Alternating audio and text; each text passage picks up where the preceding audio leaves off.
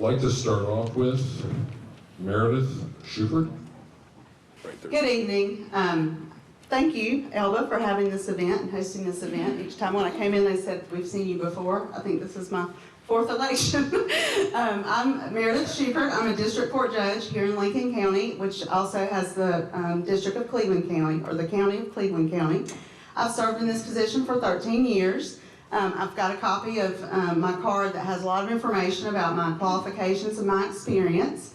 But I want to tell you a little bit about myself. I'm a native of Lincoln County. I grew up here with my family, my parents, and my grandparents on both sides, so I was very fortunate to live in this community and give to this community for the entire time I was growing up. I graduated from Lincoln High School in 1987. Then I attended North Carolina State University, and I graduated from there in 1991. After graduating from college, I moved back to Lincoln County and lived here. I worked in Charlotte for 3 years in communications, which was my major from college, and I decided to follow in my father's footsteps and go to law school.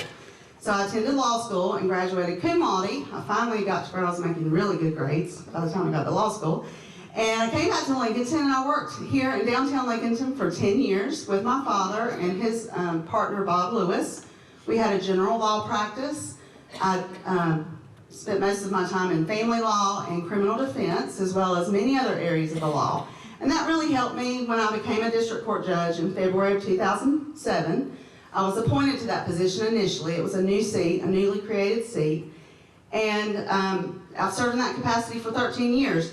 Let me back up a minute. When I was a lawyer, I was also worked as a contract attorney for the Department of Social Services, and for the last 5 years of my practice was the guardian ad litem attorney representing children who had been abused and neglected. District court judges have the broadest jurisdiction in our judicial system. We hear the most wide variety of cases, and we also have the most volume. We hear criminal cases, juvenile cases, civil cases involving family issues as well as contract disputes. As far as criminal law, I've always been very predictable and consistent, and I'm tough. And we make tough decisions about who to put in jail, who to keep in jail, who to let out of jail and put on probation. And I'm always concerned about the safety of the community and the safety of the citizens when I make those decisions. In civil cases, I deal with family issues, custody issues between parents and their children. They both love their children, but I've got to decide what the schedule is going to be. And in some cases have to restrict people from seeing their children. And then in the juvenile cases, we have both juvenile criminal and then we have the abuse neglect cases, which when children are abused or neglected by their parents. Those are very tough decisions. I've heard two of the most complex trials in our district in the past 2 years, one involving the death of a child and another involving severe medical abuse of a child, where I've heard from expert witnesses, doctors, specialists, and it takes a lot of, it's very beneficial to have a judge who's been on the bench, who's been working in this capacity, who's been making these tough decisions, is familiar with all of these issues, and able to rule on these very complex issues of admissibility of medical evidence, admissibility of evidence in a DWI trial can be very, just as complex as in a murder trial, the constitutional issues that are involved in that. So I hope I'll have your support. I thank you for your time and attention. Thank you. Yeah, thank you for being first. Thank you. And I'd like to call up Angela Woods next. My name is Angela Woods. I'm running for a district court seat. That seat is currently being held by the Honorable Larry Wilson, who has decided to retire. I grew up in Kings Mountain. I was born in New Jersey, but I'm a Southerner by rearing, and I've been here for most of my life. Grew up in Kings Mountain, graduated from Kings Mountain High School, went to the College of William and Mary, where I graduated, and also I went straight through to law school, where I attended UNC Chapel Hill. With my legal career, it's been very diverse. I started out as an assistant district attorney in Cumberland County, that's Fayetteville, North Carolina, where I represented the state in prosecuting criminals. And I also sought to protect the rights of victims. After working in Fayetteville, I came back to Kings Mountain and worked in Charlotte as a juvenile defense attorney for the Children's Law Center. I represented juveniles charged with crimes from misdemeanors to first-degree murder. So I have a varied background. I am currently the DSS attorney in Cleveland County, North Carolina, where I handle all child support matters, and I also handle adult guardianship matters where we seek to protect disabled adults who may be or have been neglected or abused. And so I have a very wide background. Meredith Shuford described to you what she does, what type of background that you need to be a district court judge. I fill most of those slots. I do believe that my experience makes me qualified. I also have integrity, and I believe that justice is achievable when we have people with experience and diverse backgrounds who will sit and hear a case unbiased. It doesn't matter if you're male, female, black, white. You should have a judge that will hear you, listen to the case, and even if you don't agree with that judge, you know that they've heard you. And I have that background to do so. So I ask for your vote, and if you can't vote for me in the primary, see me in the general election. Thank you. Thank you.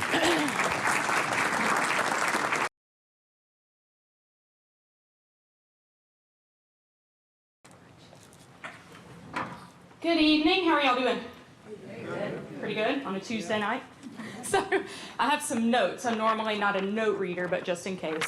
My name is Autumn Watson. I am a lifelong resident of Lincoln County. I grew up here on the east side in Denver and have lived here for the last as long as I've been alive. So I was a product of Lincoln County Public Schools, went to East Lincoln, Catawba Springs, and then the East Lincoln track there.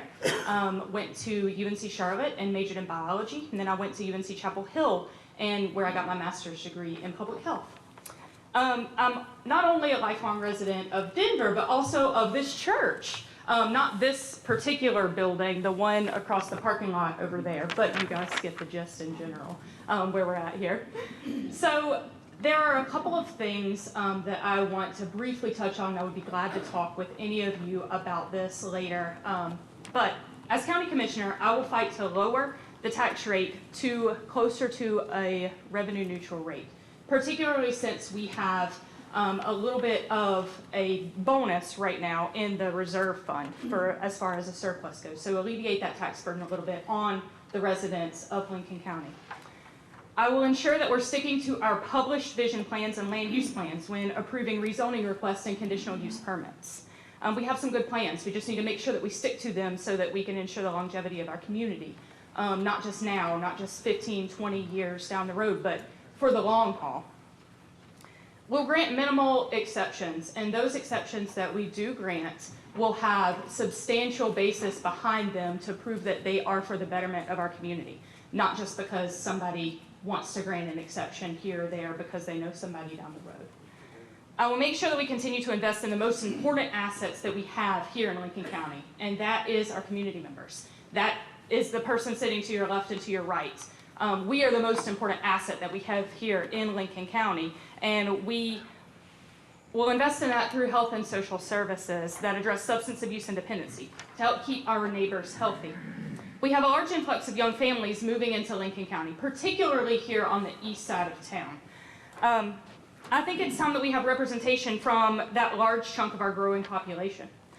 We need a well-rounded board of commission that moves closer to representation of the people that they serve. I'm a working mom with 2 little girls, and I can bring that much needed representation to the Board of County Commission.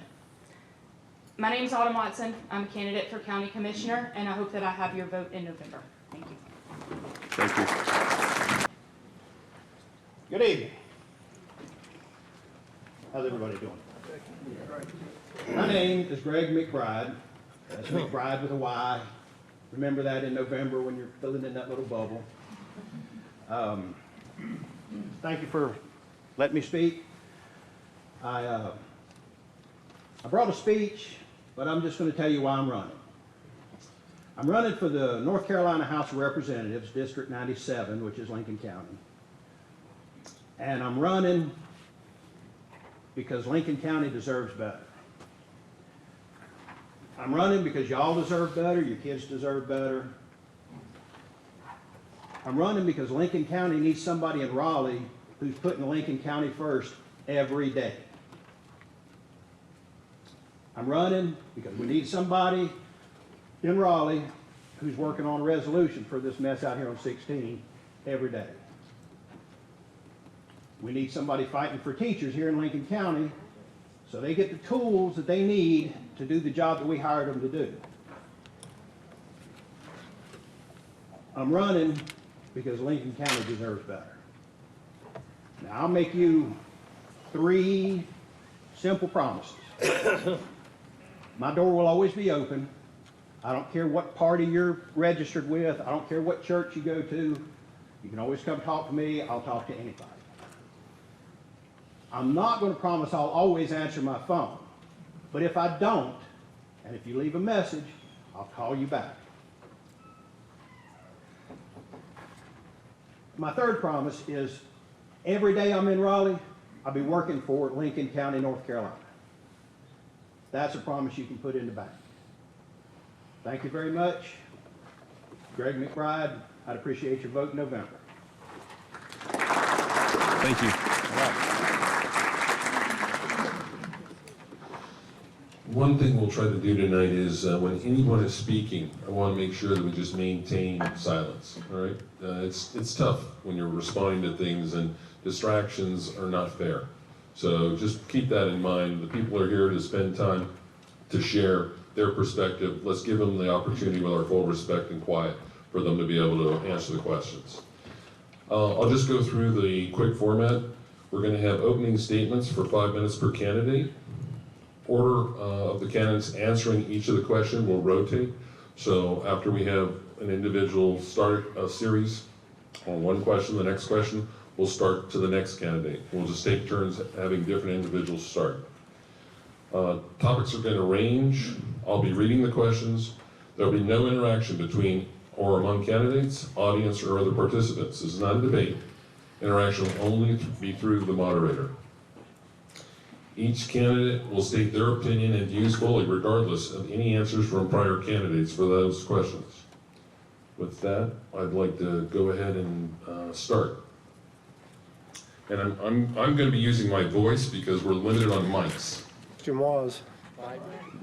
No question. You just do your 5 minutes. Okay. Good evening, ladies and gentlemen. My name is George Pinckney Mull III. I live in the furthest western end of the county you can get to. I can throw a rock into Cleveland, Catawba, and Burke counties. I'm up near the Highway 10 and 18 intersection. I'm a 5th generation Lincoln County native. My family was here when this was Rutherford County. Lifelong Republican, voted every election since I was 18. I went to West Lincoln High School. I then went to Lenore Ryan University in Hickory, studied business administration and minored in psychology. After that, I went to Catawba Valley Community College and got 2 degrees in textile technologies. I have worked with Burke County on the Board of Planning and Zoning and the Board of Adjustment for 4 years. I've been in Lincoln County for 1.5 years now on the Board of Adjustment. I've attended the UNC School of Government and taken a lot of training in quasi-judicial issues and procedure and protocol. I run a family business that was started in 1908 by my grandfather in the saddle and harness business. I seek this position because I feel it's important that everyone contribute something to their county. Both my grandmothers and mother were school teachers. I started getting an education at about 5 years old. Both my father and both my grandfathers ran stores. My grandfather was a commissioner and a magistrate in Lincoln County and the head of the Mason Lodge in Northbrook. I've been, for the last 20 years, I've been in the role of family caregiver and VA caregiver. I'm a federally licensed Veterans Administration fiduciary for 20 years and have received 2 citations for my service to the VA and my veteran, who is my father. I hope to serve you. I was here 2 years ago. I did fair in the election. I also want to say you will never hear me say anything derogatory or negative about another candidate. I believe you do this out of honor and respect for everybody in the county, and I was raised to be a Southern gentleman. You treat everybody with respect. You shake hands, you open doors. I will be available to anyone in the county. I think I bring something to the table that's a little bit unique as far as my advocacy for seniors and veterans and children in this county. My experience over the past 20 years have shown me that a lot of our seniors, our elders in our community, slip through the cracks, and a lot of our veterans slip through the cracks. And it's not for lack of services, because Lincoln County has good services. We have a great VA representative, Alex Patton. We have great county administration. I'm proud to be here with everybody at this table. Our two incumbent commissioners, I have a great deal of respect for, and I think we can vote for 3 commissioners. I can tell you who's going to get my votes. It's these first 2 seats. I will be here. I will serve honorably, honestly. I've ran the cheapest campaign, I think, in the history of Lincoln County twice now. I've spent less than $400 in both elections. I have turned down campaign contributions because I do not feel a politician should be bought and sold. You can't say, okay, give me $100 for my campaign and I'll look out for your interest. If I'm elected, I'm going to look out for everybody's interest from Indian Creek to the Catawba River. I know there's a lot of issues on planning and zoning and development in eastern Lincoln County, and I guess I'll have opportunity to represent that at a later point. But I appreciate your vote. I may be last on the ballot, but I hope I'm first in your hearts when it's election time. Thank you all very much.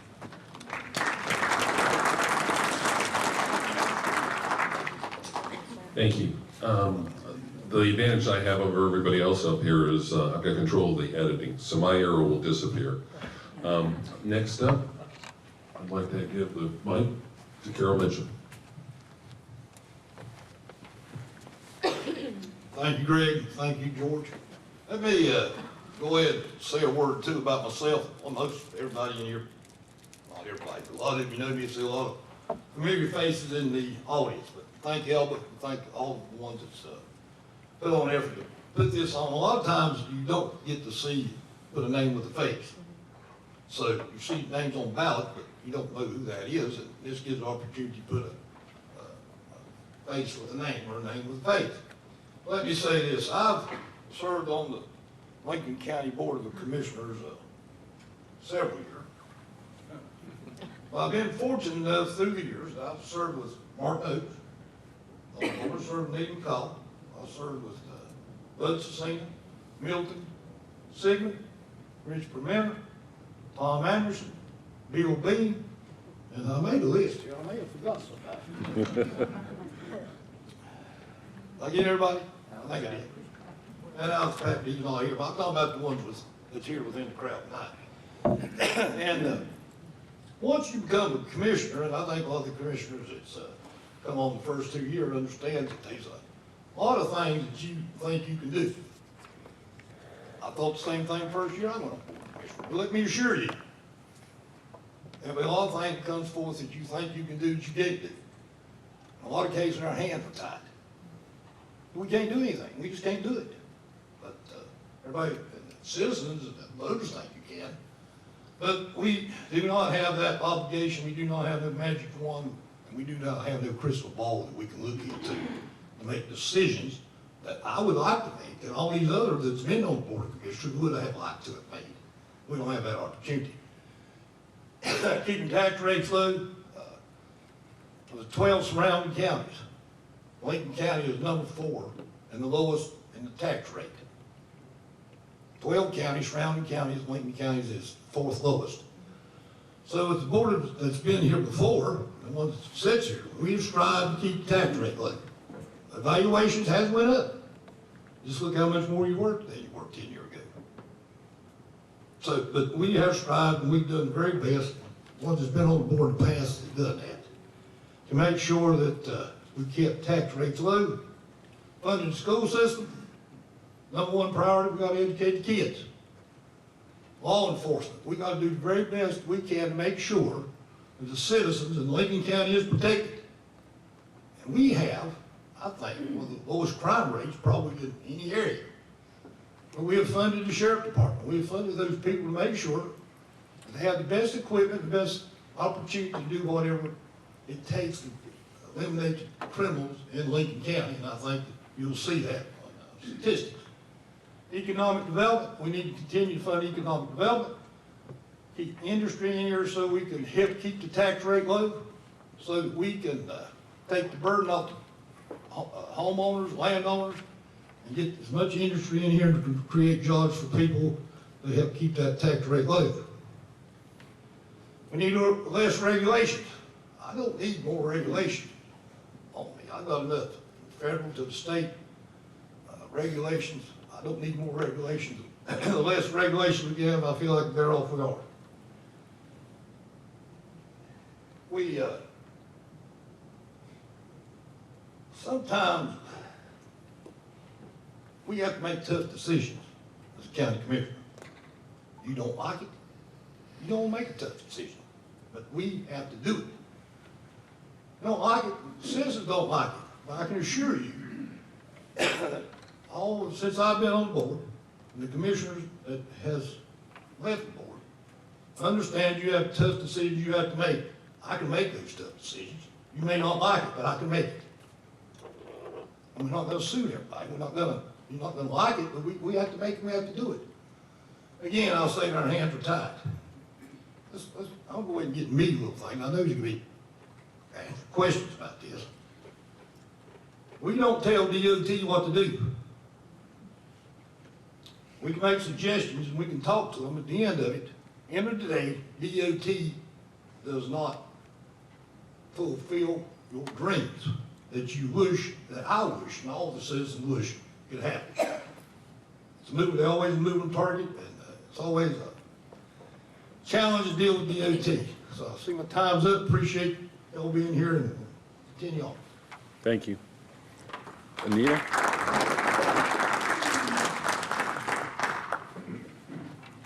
Hello, I'm Anita McCall. I am a current city commissioner, been on for 4 years.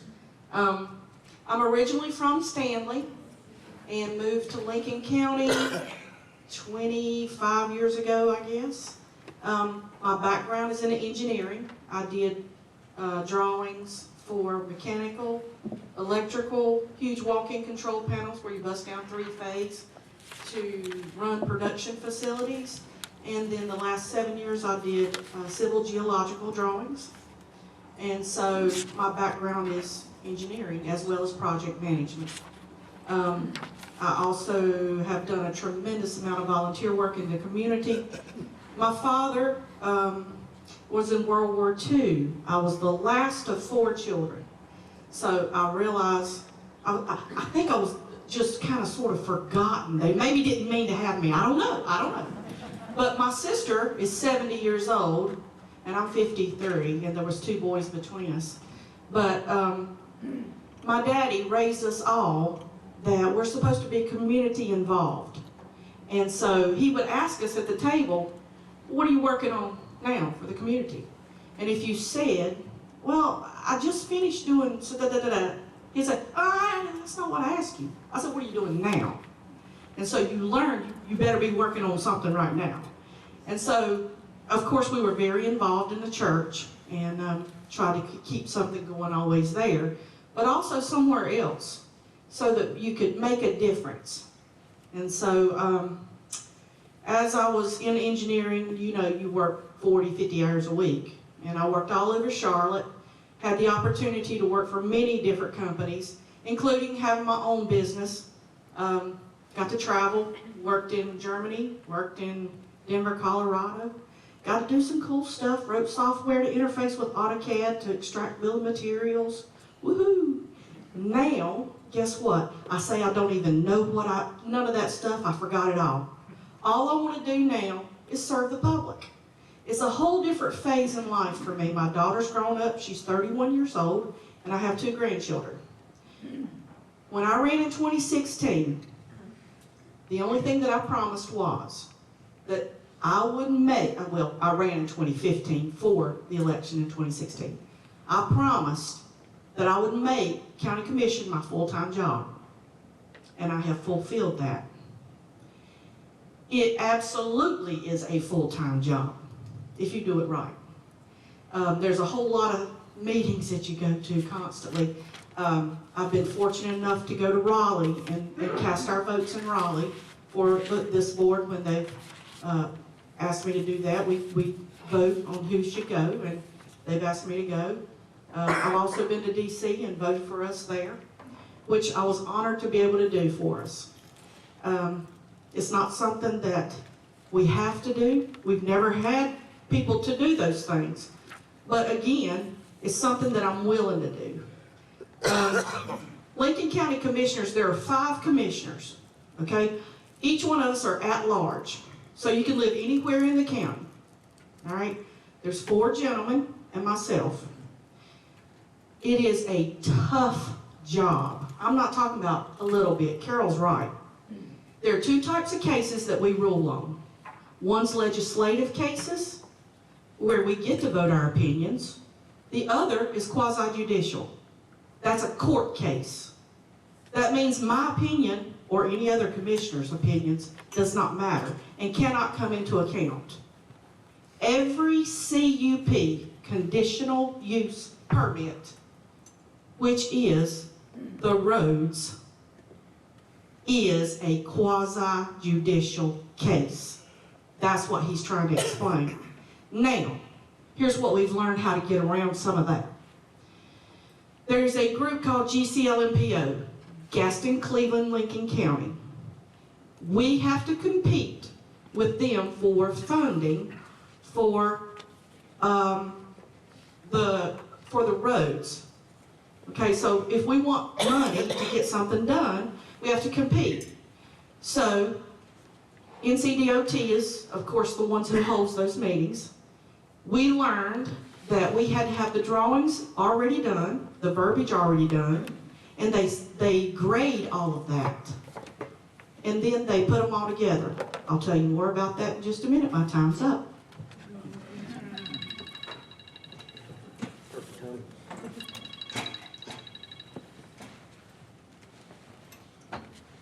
I'll come out here where everybody can see me. Good evening. I'm Tim Holder. For those who do not know me, I see a lot of familiar faces. Thank you, Elba. Thank you, Greg, for all Elba continues to do for the community and has done in the past. I appreciate the opportunity to be here tonight and speak in front of you. I'll give you a little bit of background about myself. I was born and raised in Catawba County, believe it or not. For those of you who kind of know Old 16, New 16 now, where Christian Tours is, that's where I grew up. My grandparents lived on 150 next to Lebanon United Methodist Church, if you guys are familiar with that area. Let's see. My mom and grandparents, my mom I've got to give a shout out to, she's in the audience tonight, in the back there, are lifelong Lincoln County residents. My wife and wonderful wife and 2 kids live in Westport today. My background, I went to UNC Chapel Hill for college, graduated there, went to work in the utility industry. I've spent the last 22 years in the energy/utility industry, specifically focused on economic development.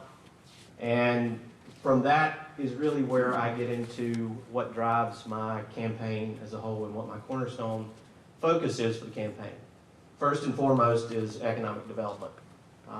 Without economic development, we don't have tax base that continues to help offset tax base for our citizens. We've got to continue to fund economic development within the region. That helps us maintain a tax rate at what it is today or even decreases that tax rate.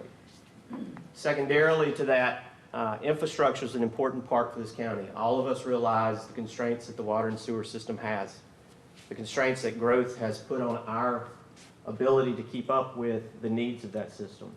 We've got to focus on that. We've got to put money behind that. We've got to make sure it meets what the growing community needs. And lastly, the focus is on transportation. I'm sure all of you experienced the conundrum after the tanker truck turned over on 16. Deadlock, gridlock for hours upon hours. And while we can't impact DOT as a commission, we can help push those projects forward. We've got a number of projects right now that have already come out of the East Lincoln County Mobility Study, which this board has approved and was a great deal for the county. Now we've got to continue to push that forward. We need a champion within the commission who will take these things and develop a strategic push to promote the growth of this county in the right ways. The problem today is we continue to approve conditional use permits with no conditions associated with them. It doesn't make a lot of sense to have a conditional use permit when you don't put any conditions attached to that permit. You let the landowner do whatever they want to do. I say all that to say, if you're looking for somebody who sincerely cares about this county and is not in this to be a politician, but here to help what's important to the citizens of Lincoln County, and I encourage you to vote for Tim W. Holder. Visit my website for more information. Thank you for your time tonight. Thank you, Elba.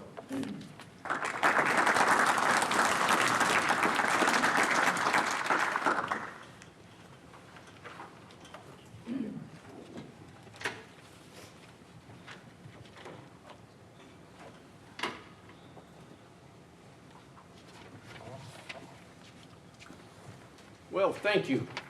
Thank you, Elba, for putting this on. And thank you all for coming out tonight instead of watching the President's State of the Union message. But, you know, we got a lot of talent and a lot of beauty here in Lincoln County. Lincoln County, from the shore, the boating and the fishing, through downtown Lincolnton and out into the rolling hills of West Lincolnton. Up here, that's better, okay. West Lincolnton, it's like an extension of the Shenandoah Valley. And the people here, you people here have a lot of talent. We got a lot of cooks, lawyers, plumbers, the whole bit. People that work in Charlotte and professional careers. We got a lot of talent right here in Lincoln County. And we as the citizens and taxpayers of Lincoln County deserve a government that spends our money wisely and prudently. My name is Glenn Fiskus, and I live here in Denver. My ancestors came over from Germany in 1743. That was the year that Thomas Jefferson was born. So there's a lot of history and public service in my family's DNA. I've worked in engineering, sales, finance, and the chemical and power industry. I've taken 250 megawatt nuclear reactors, critical, I don't know if you all understand it, into a sustained chain reaction. One was on the NS Savannah, the nuclear powered merchant ship. Another one was in a critical experiment laboratory. And I've also been in the control room running an automatic turbine startup program that synchronized just like down at McGuire, it was a nuclear power station, down at McGuire, putting it online. The turbine's spinning 3,600 and 1/2 RPM, and you talk about a nervous tension, the adrenaline flows just thinking about it, putting it online. That's a money-winning situation for somebody. We don't want to have those run away. The responsibility of a county commissioner needs some experience and judgment and a sensitivity and a sensibility that I think I have as a mature American senior citizen. And some of these guys here are young. I don't hold it against you, your immaturity and youthfulness, as Ronald Reagan would say. Whenever you put a turbine online, it's almost as dangerous as making a left turn on St. James or Route 16. We all know how dangerous that is. And we got to select, Mr. McBride brought that question up as McCourtney did. The county commissioner, the contracts, county commissioners have to write the specs and review the bids. The financial, we have a GS system that tells how much each of us pay in taxes, but I think we need a system in the county that shows us where all the money goes, not just a pie chart. We gotta be able to call up and see where every check that's written by the county, where it goes. We need a plan, some plans in the county that aren't just 2-year plans. The 2-year plan we have now is that you're gonna flush your second floor toilet and it's gonna come out your first floor commode. And you're gonna turn the water on and all you're gonna get is chlorine. And you're gonna go out to Route 16 and you're gonna spend the rest of your life waiting for the light to change because of all the traffic. One of the, talking about developments, and we've heard, so far, we heard referred to about, my hands are tied. And we're gonna hear it from another one of the candidates. I brought my scissors to assure you, my hands are never gonna be tied.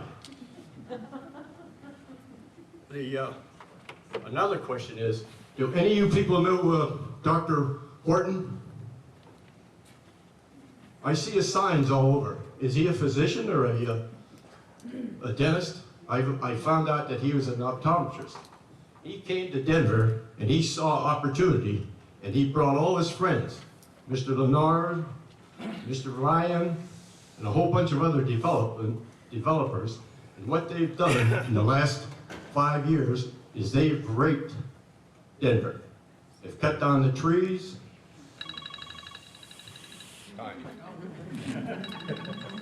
Thank you for the opportunity and feel free to give me a call.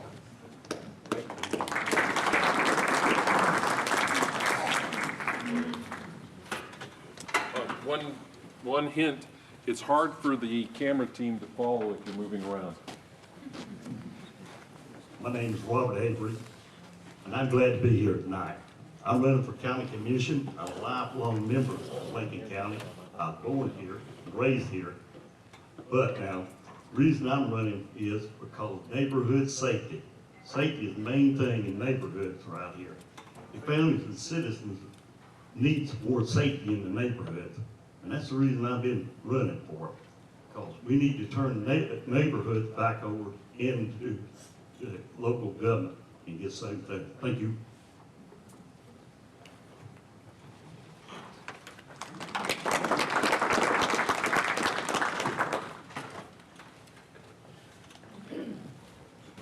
My name is Martin Oakes, as I think most of you already know. I was elected county commissioner in December of 2014, and as Carol pointed out, you walk into the office and you think, gee, we can do all these things. And then you find out, well, no, you can't. And then you gotta go do some research and find out more things that you can or can't do. The other issue that happens with a new commissioner is you get sworn in and you think your next meeting is in 2 weeks. Well, wrong. Your next meeting is a budget meeting the following Friday. And you're on the job a week and you're expected to do a budget. That's a little tough. When I got elected, 3 of the county commissioners, that's the majority, told me counties don't do roads. Despite the fact that we did a road in the industrial park off Optimist Club Road at the cost of about $3 million. And 2 of the commissioners told me, don't bother talking to DOT. DOT will do whatever they want. We have no influence. Forget about talking to them. Well, I'm not a passive guy, and I decided I wouldn't do that. And I tried to find out how to manipulate the system. And one of those ways is that you get developers, you ask the developers, you can't tell the developers to do things. And so as an example, you've probably all seen this intersection, you've probably all driven by it, Highway 73 and Ingleside Farm Road. That was done over the past 2 years. It was finished about 1.5 years ago. I'm sorry, last summer. That was paid for entirely by the developer. They went to DOT with our planning department and sat down and said to DOT, what do we have to do? And the DOT said, do it this way, and they did. And so that's the kind of thing that can happen. In all of the cases of the large developments that got approved, people say, well, they only did turn lanes. Well, yes and no. For example, the two developments that are outside of Burt Ridge, yeah, they did their turn lanes, but they kicked in money towards Optimus Club and New 16. Whenever DOT gets around to doing that project, there's $330,000 in the county's bank account waiting to help that project along. If DOT says to us, we don't need that money, that'd be a shock. But if they did, we're allowed to transfer that money to the interchange at Little Egypt, St. James, and Optimus Club, probably turn lanes or something like that. But we get to spend that money. Another development has kicked in money for traffic light at Airlie Parkway and Optimus Club, which will go in once the convenience site goes in immediately across the parkway.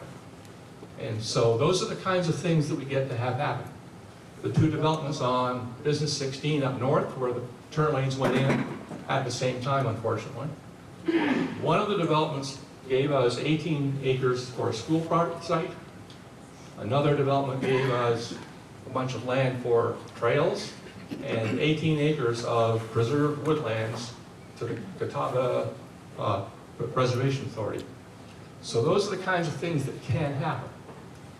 The other thing in development is, when I go to the UNC school and talk about what we can do, it turns out that you can do things if you put them in your rule book ahead of time. You can't at the last minute say, oh, I don't like that, we aren't going to approve that. You got to have a good reason. If you put the good reason in your planning, in your long-range land use plan, or in your UDO, you have a reason to turn down a development. While I was on the board, we got a number of things changed. The development density in East Lincoln was, to quote the zoning administrator, upwards of 3 units per acre, and I said, what does that mean? Oh, essentially unlimited. Well, I managed to get that changed to 2 units per acre. And so the developers who come in can't put in quite as many houses. The other thing that happened is we got the specs on traffic congestion reduced, so that if you make an intersection, one leg of an intersection, longer than a minute, it goes down a grade by 30 seconds, you can say, you either got to fix that, do whatever it takes to the road to fix it, or we don't have to approve it. That led to the Circle K and the charter school at Club Drive being able to be turned down because of the traffic. And if you get the rules in place ahead of time, then you can make it all.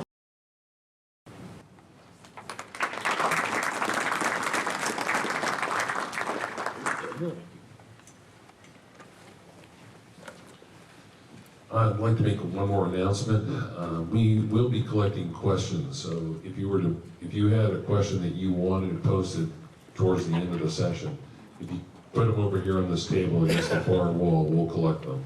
Okay? All right, I'd like now to go ahead and start with the first question, okay? First question for the candidates, and we'll be starting with George Mull.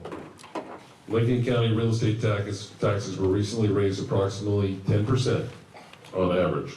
Lincoln County reserves are triple the state mandated reserves and growing. Please share your perspective on tax increases and why.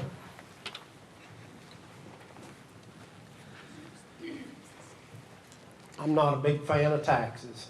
However, our county taxes go to necessary community infrastructure. That money goes to schools, it goes to our emergency and fire department services, it goes to the fire department, the sheriff's department. Those are necessary funds in our communities. I'm not opposed to it. I didn't say one word when my tax value on my property went up, because I feel I'm getting my money's worth for that, what is it, 5% on 100? It's worth it. I wouldn't be in favor of raising taxes other than for infrastructure, for community services. Schools, roads, fire departments, rescue squads, the sheriff's department is one of the most important. Also, I think one thing we could do with some of our tax monies is redirect it into the county employee roster for education, being with the Board of Adjustment, with planning and zoning. I've had the opportunity a number of times to attend University of North Carolina School of Government for quasi-judicial training that handles conditional use permits especially. So we don't need to spend money other than anything but to improve the county. But there again, I'm a conservative. I'm not one to throw money out. We've got a reserve in the bank for the county. I think we need to save it for a rainy day. That's my opinion. Thank you. Same question, and we'll just go down the road. Greg, if you would repeat that question very slowly. Yes. The question is, So here we go. Lincoln County real estate taxes were recently raised approximately 10% on average. Real estate taxes was raised. That's the question stated, Was yes. the tax rate raised? It was lowered. Tax rate. And you Yes. got a reevaluation. Your property went up in value, sure. So, at the tax increase, because your property went up, we lowered the tax rate. Okay. And then time when reevaluation come along, your property is more valuable. So therefore, you're gonna pay more taxes. We lowered the rate to somewhat offset that, which is, like I said earlier, the fourth lowest tax rate in 12 counties. Now, another thing, free, won't, somebody's gotta pay it. Now, you want the services, you want all this the county's supposed to provide, we gotta find out somewhere how to pay for it. It's coming out of your pocket. I have a sheet here which Mr. Fiskus somewhat addressed a while ago. Here it is, you can look at it and see where your money goes. You ain't gonna see where the check's written. They lay out here on the table, wouldn't let me bring them here and lay them out. You get all the way out, you can see where your money goes exactly. So therefore, if you want, you're gonna have to pay. Now, say your tax went up, it did because your property come on value. You call that a tax increase? That may be what you call it, but it is what it is. We lowered the tax rate to help offset that. And we got to fund the county to make sure to be the best we can to give the people what they want within a reasonable amount. But we can't do everything on the, if we want to do everything, we will do everything everybody wants us to do. You'd have a tax rate about 80 or 90 cents. You want that? If you get another town, which is not necessary, how much more tax you gotta pay then? You know, another 40, 50 cents, they say they can do it for a nickel? Ain't no way, not gonna happen. Get in the real world. So, I'll continue on. Thank you. Yeah, let's just, what I'd like to do is just work it down the table. I'll do this one question, and then we'll just pass. As Carol said, we did a tax reevaluation. Lincoln County's tax rate on the 100 was 0.611. Okay, and that's what it had been. I don't even know how long, but certainly for the 4 years that I had been a commissioner. When we did the reevaluation, of course, our valued land, our land went up. And first of all, you need to understand, some counties do a reevaluation every 8 years. Lincoln County does it every 4 years. You want to know how it really bites you? Do it every 8 years. No, we don't want to do that. Every 4 years it gets the reevaluation. We did lower it to 0.599 to offset that. So, you know, we didn't want it to cause us angst, and we all came to a consensus on that, and we did lower it. Just to let you know, Gaston County's tax rate is 0.84 on the 100. And Cleveland County's is 0.72 on the 100. And I can assure you that they're not getting any more services. They're certainly not. I'm the only commissioner that lives inside the city limits of Lincolnton.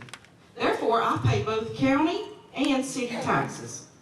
I knew that when we bought the house. So I'm not crying the blues, okay? We get additional services because the city provides services. I'm not gonna cry about it. However, I'm not in favor of raising people's taxes, for no additional services, right? So I think we've done the best we can. I hope you agree.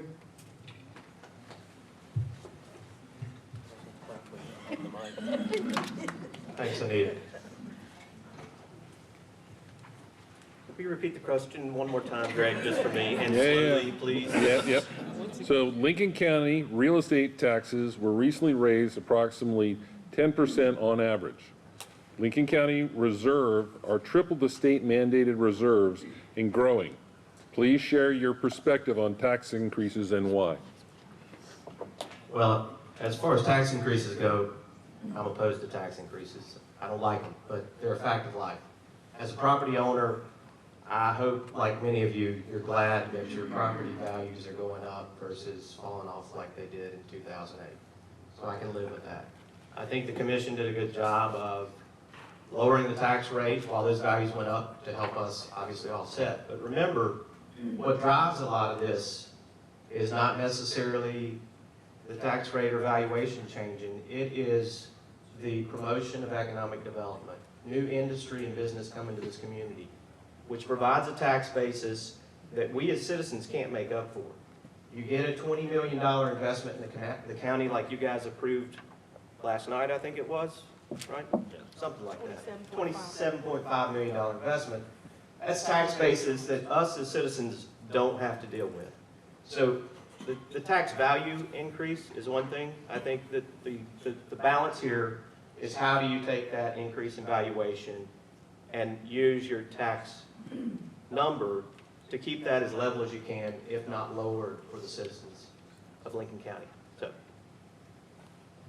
Glenn?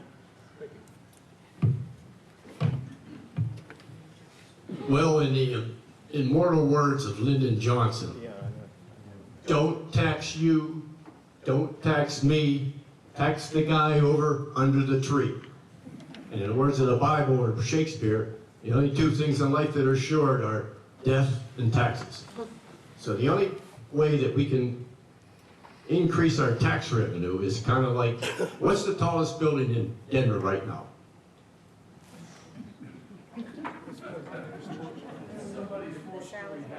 Blum has put up a 14-story building down on South, 16 South at Old Plank Road. That's the kind of investment we need, as he referred to, in Denver and Lincoln County that'll keep our taxes individually down low because they'll pay the taxes. And we need more investment like that. The airport right now is looking for $2 million. They have a list of people that want to put their plane at our little airport, but they can't do it because they have a hole over there and they need $2 million to fill it in so they can put some more hangars over there. That'll bring more revenue into the county. That won't cause us to have to pay more taxes. Those are the kind of things that we need to push as commissioners and make sure that that happens. The road situation is, as they have said, the state supposedly has control over that. Well, Jason Sane and Senator Alexander are our representatives in Raleigh, and as you get closer to Raleigh, you notice that the roads get a lot better. For some reason. They should be out there fighting for our highways and our concrete. That's their job. We ought to be on their back about making sure they do something about it.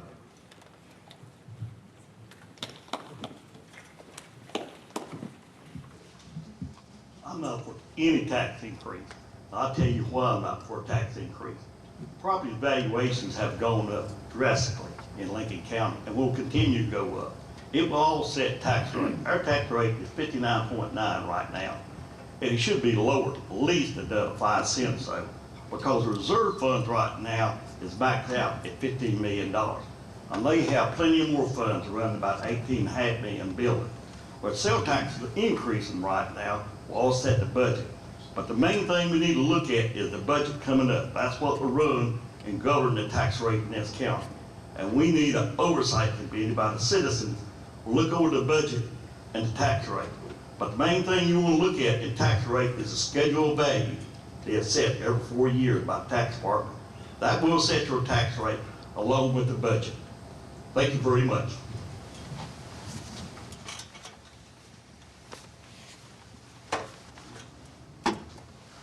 I think I mentioned that when I became a commissioner, the second meeting I had was a budget meeting. It was also a revaluation year. And what we ended up doing was setting a revenue neutral tax rate. What that means is that on average, taxpayers pay the same amount of money. Now, if somebody's property goes up more than somebody else's, they'll pay more. But a revenue neutral tax rate is sort of the gold standard. This last revaluation year, which just happened and you got a tax increase, we did not do a revenue neutral tax rate. That's why you got a 10% increase. Some of that increase is necessary. We've been running light on employee salaries. And the result of that is that people stay here for 3 years and wander off for a better salary in the neighboring county. So we had to do a lot with the employee salaries. An employee salary study was started in the last year that I was on the board, and we got that finished over the time. The one part of the budget that I don't like is the reserve fund. The county has very large reserve funds. In 2008, we had $16.1 million, which is twice the statutory requirement. Last year, we ended with $36.2 million, or 4.5 times the statutory requirement. And the most recent budget, and we haven't had the results in, basically changed things to add a full penny to go to a reserve fund. And the reason for doing all that extra saving and building up the reserve funds was to get a better bond rating.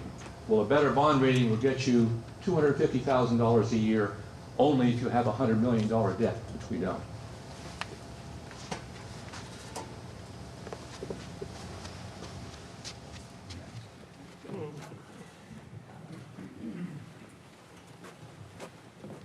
Thank you. Next question, and it's going to go to Carol.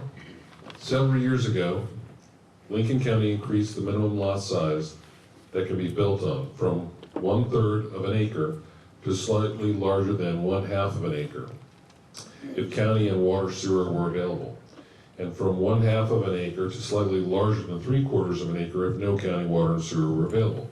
The purpose of the increase is the lower subdivision density in Catawba Springs.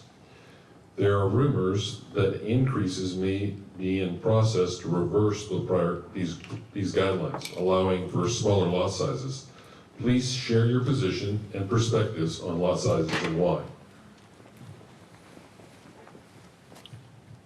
Let me say this, lot sizes, and these people that's in this audience has heard me for years talk about lot sizes. Everybody wanted to do what I want to do 10 years ago, 12. You cannot stop growth, but you can slow it. You have 100 acres, 50 acres, you can put 50 dwellings on it. Now, if you want to cluster those dwellings, that's fine. The rest of the land is going to lay vacant. You're going to slow it because the land, you're going to have 1 acre before you build a dwelling. I'm going to stop it, it's going to slow it. Tell you something else I've said. You don't want more people coming in? Stop the sewer capacity. Would that make sense? We don't expand the sewer system, and we can't have these small lots. Now, that's the only reasonable thing that I can think that you could. That slows it, don't stop it. The lot sizes, you keep getting smaller and smaller and smaller. You get on the large tract of land, you get more and more people, more and more houses, more and more developments, whatever. Can't stop it, but you can slow it, put it to 1 acre. Let's go that route and see what happens. Carol's right. He's actually said a number of times, instead of allowing, 2 dwellings on an acre or 3 dwellings, make it 1 dwelling per acre. But, of course, that's always rebutted. Because when we try to dampen growth, we get a lot of backlash. And I understand that because sometimes, you know, we can get lawsuits. I understand all of that. But, you know, there's planned growth and then there's growth where the developer just comes in and buys land. But we have to set the rules, the ordinances, for how much is allowed per acre. So, you know, if we said on a half acre, only one house, then okay. Or if we said on 1 acre, one house, you know, I don't know who would be happy with that. I'm not sure. I know that my house would be okay, but yours might not be, you know. But, you know, our citizens are the ones who would give us the feedback on that. You all would. A lot of people would hate that. I'm not going to speak to rumors. I haven't heard rumors about that. And usually we're the first people to hear rumors because we get the phone calls. I hadn't heard it. But honest, you know, the sewer system is supposed to be expanded. We know that. It's coming up. Developers, we want the developers to be good developers. We don't want trash. We want good development that are quality developers. So we're working hard to try to make that happen. Thank you. Thanks, Anita.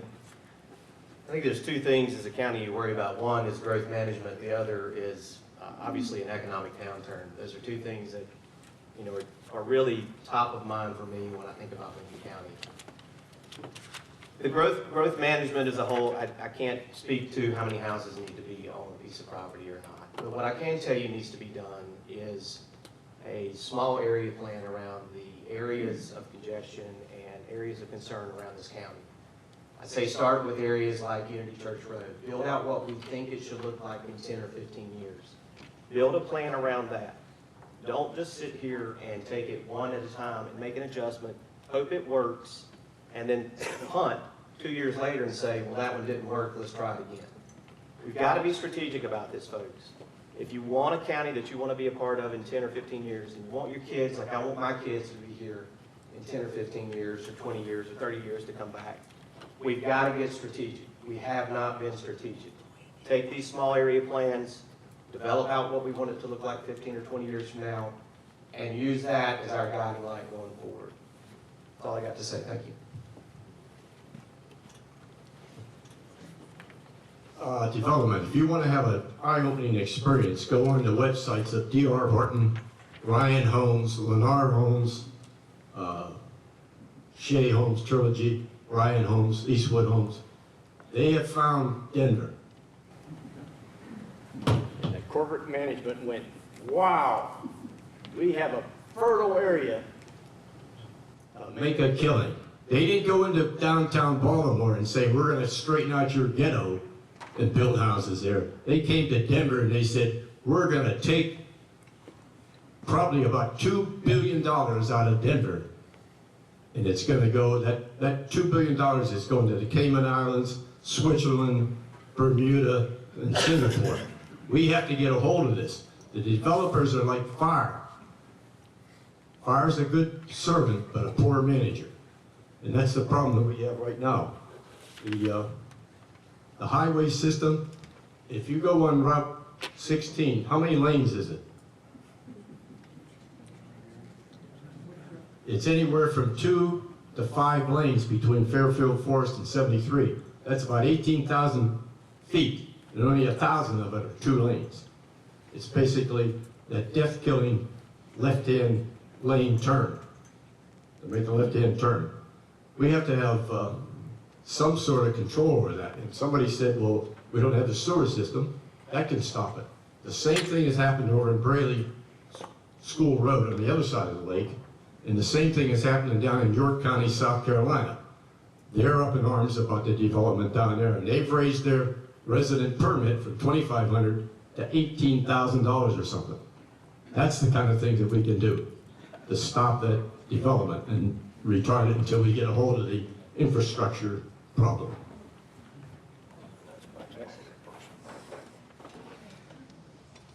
Let me go in a little bit on these lot size right here.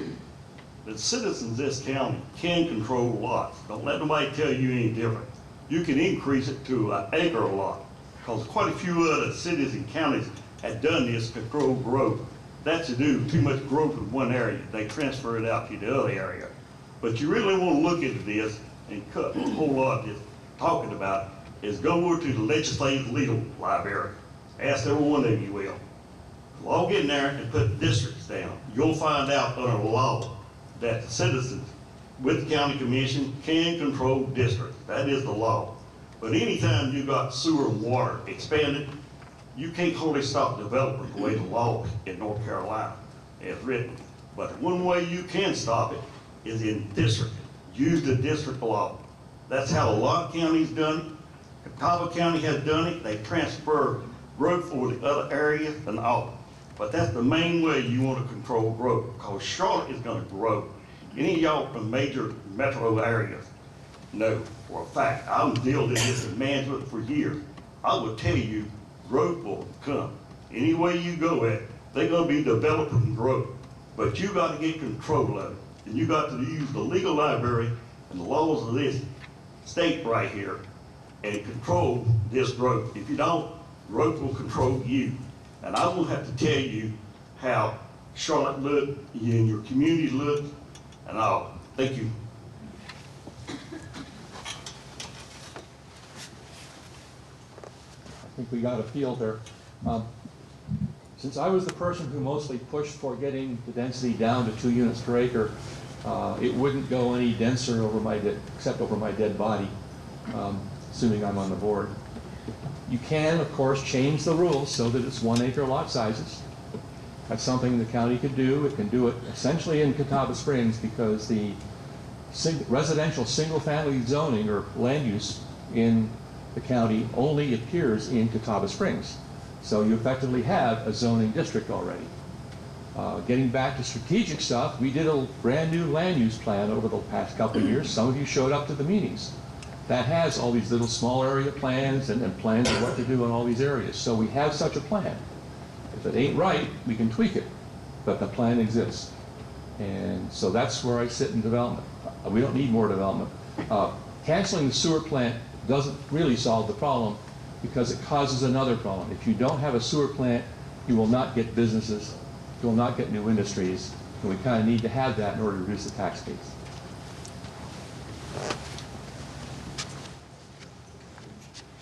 Thank you, Mark.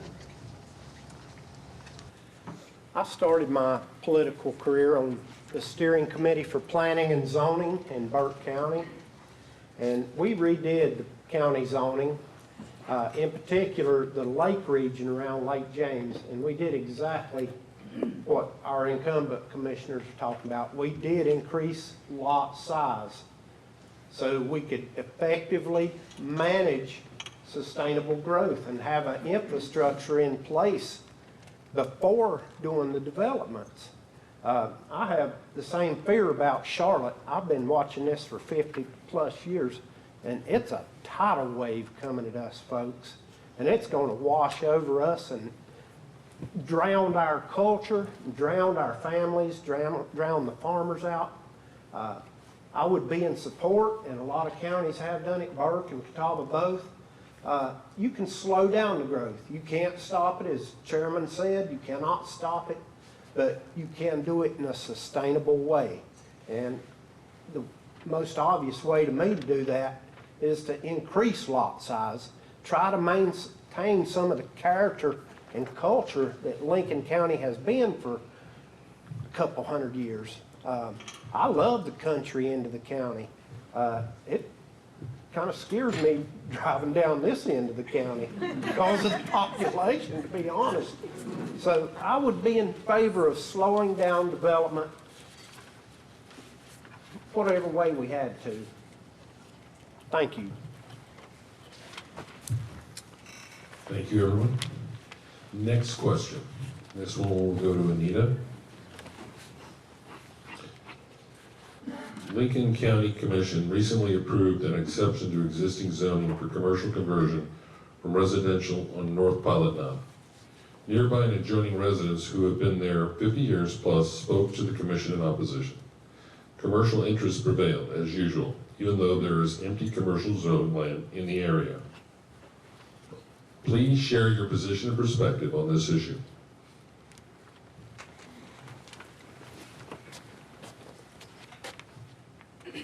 I don't remember the specific case, but typically in a conditional use permit, as I said, it's a quasi-judicial case.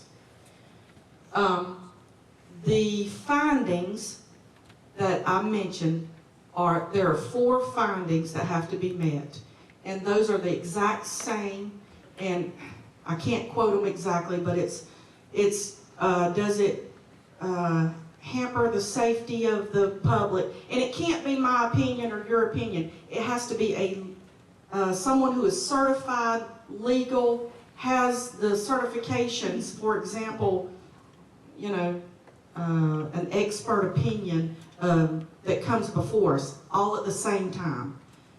For example, over here, you all remember when there was the Webb's Chapel with the solar farms.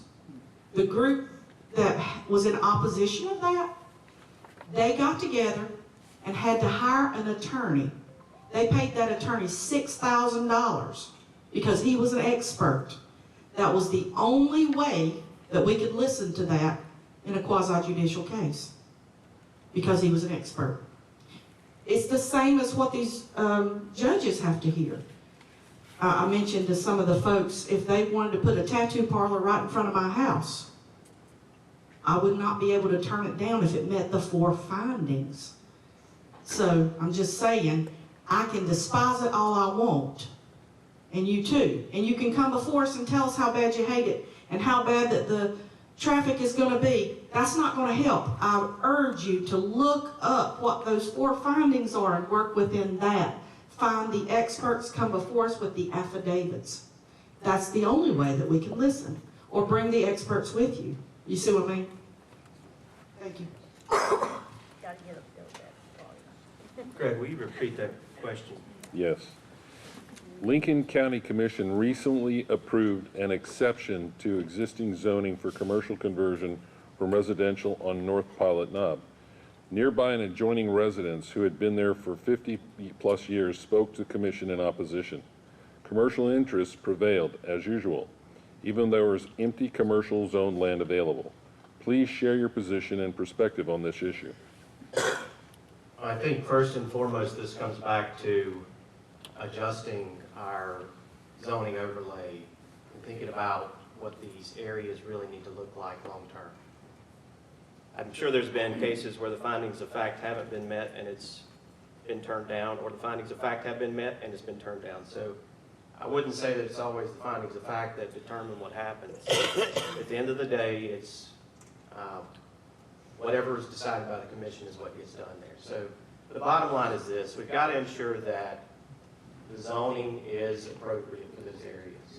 If we want it to remain residential, we need to ensure that the district overlay holds it as residential, and we can't change a use permit and create a conditional use permit. Secondarily, when we do change these conditional use permits and offer conditional use permits, you can't assign a conditional use permit unless you put some conditions behind it, guys. There's got to be conditions. It's no different than the concrete plant looking to locate last night. They want to keep the sediment control in place. Well, it's good to keep sediment control in place, well, as long as you maintain sediment control. You've got to put a condition on that permit if you're going to approve it that says keep that basin in place, have a regular checkup, and make sure it meets the code that's established there. So the bottom line, I think, is it comes down to establishing the zoning, the overlay that we want for those areas. And let's uphold it. Stick to it.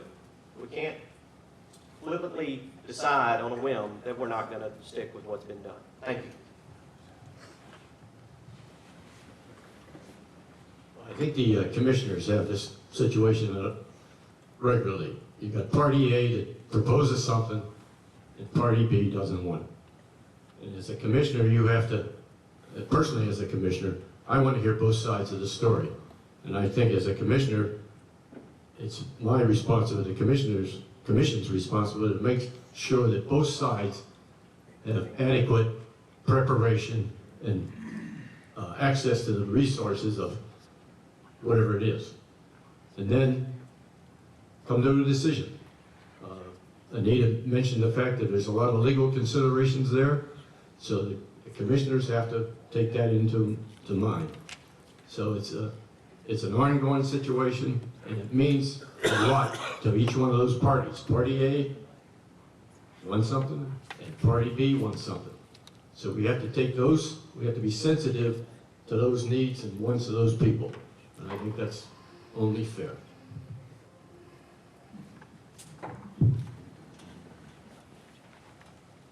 What they're talking about happened years ago when the state required the county to zone certain areas, and it created over the years, it's built up.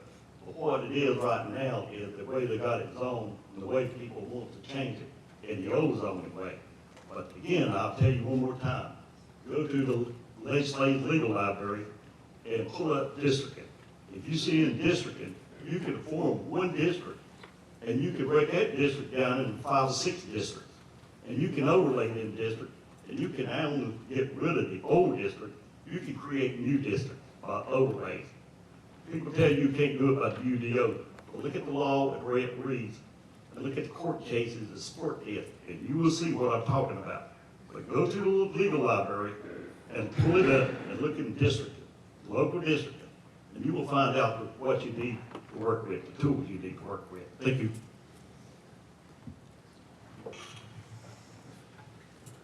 I was in the audience for that case, and it could and should have been turned down. And the reason is that it was a change in the land use plan. The land use plan is supposed to be our document for what we want the county to look like 10 or 20 years from now. And so if you have a land use plan that's gone through all the approvals and all the public comments and all that stuff, you ought to stick to it. In this particular case, I understand it's a messy one because you have commercial properties across the street. You have commercial properties 2 doors down.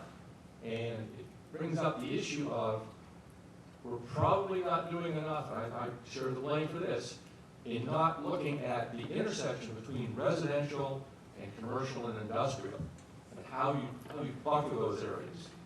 We ought to have more buffering.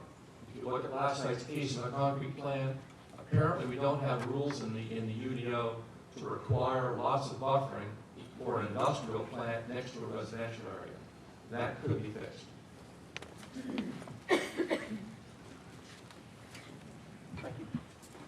I believe it was in 1993 and 94 when the rural areas of Lincoln County were zoned. And there's a lot of different type of zoning designations for businesses. There's IG, which is general industrial. There's neighborhood business. There's commercial.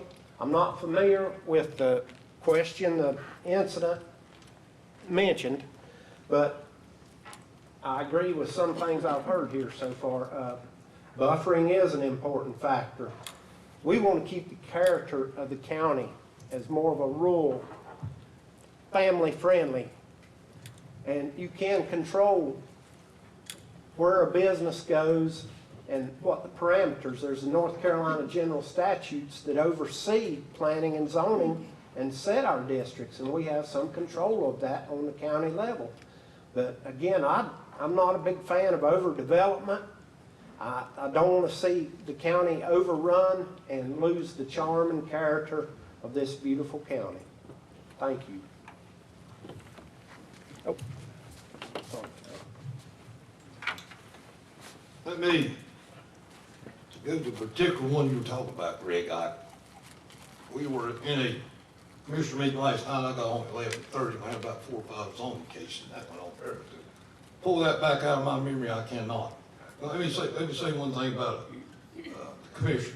It's not only the commissioners, you got a planning board that's made up of citizens all over Lincoln County.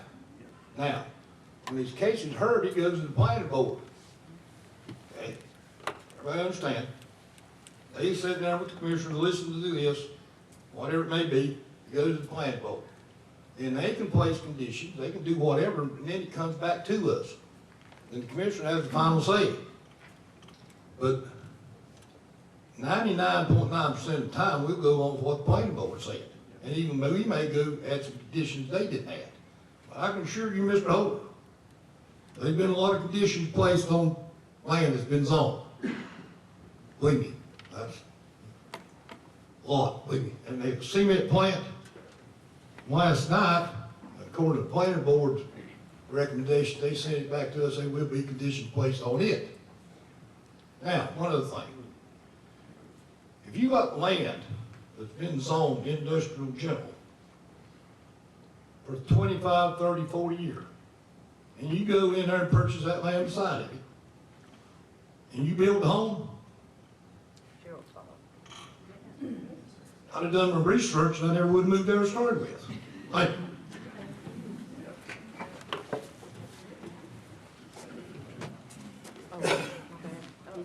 Oh, you gotta ask a question. Yeah. And you guys have been doing great, so. Okay, next question. Private enterprise has benefited tremendously over the past 60 years using management by metrics to gain effectiveness and efficiency. What is your experience using metrics for operational and management levels of operation? And where do you stand on using metrics for Lincoln County operations? And this goes to Tim.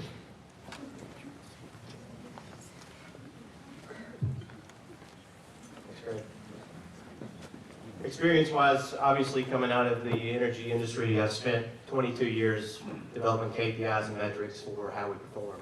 It's a part of our business. You've got to know how the business is doing, otherwise you can't measure it. If you don't have the KPIs out there or the metrics, there's no way to know how it performs. I think we've done some things within Lincoln County. I've had some time to spend some time in the past couple of weeks with both the police and fire, as well as some other departments, and they've done a great job of establishing metrics.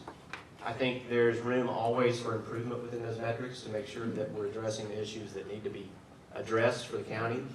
Most specifically, you think about fire, rescue, things like that. Are we meeting the rescue call times? Are we responding at the proper times?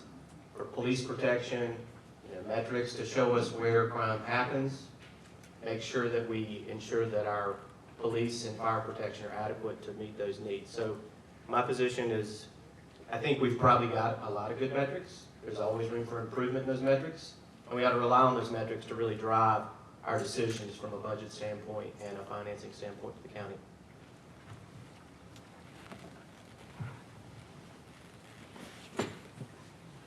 I think there's more between the lines in that question than they're obvious. As my other half would say, I've got too many metrics and too much data. So obviously we want to know how long the response time is and all that stuff, but the bottom line is, did we get it done? Did we do it within budget? It sounds like somebody's got a contract that they're trying to push onto the county to do all this stuff. There's something behind that question that I don't think that we all understand. There's something going on here. I don't know what it is. But basically, we want accountability, if that's what the question is. I don't think does anybody understand what that question means? Yes. Okay, so it's accountability. What is it? What is that question about? Measuring performance. This is not a question answer period. Yeah. Measuring performance. Well, we're obviously for that, yes, obviously, if that's what the question really is. So let me remind the rules. We're not interacting with the audience. Shame. What you're talking about, metric, is you are measuring the county's performance actually, and how it affects you and all the departments. But the best way of doing it, I've seen over the years, is county or city and other ones is oversight committee, citizens oversight committee. Now I will tell you right up front, if the citizens don't move forward and form an oversight committee and start seeing over some of the departments and some of the things the county does, and let them know how you feel about it and what you want and what you're paying for, because actually you are paying for these services right here. And you, the citizens, need to have a voice in this here. Because you don't, I can tell you one thing, my experience over the years of dealing with these departments, they will overrule you. And the operational costs will go up. That's just the way it is. Because a lot of counties right here, a lot of county commissioners, they'll look at these departments and give them about anything they want. But when a citizen goes up there, they refuse too much to even talk to you. They got a dead ear, to tell you the truth, a lot of citizens. But oversight committees is the best way you want to do about these departments and how they operate. Thank you.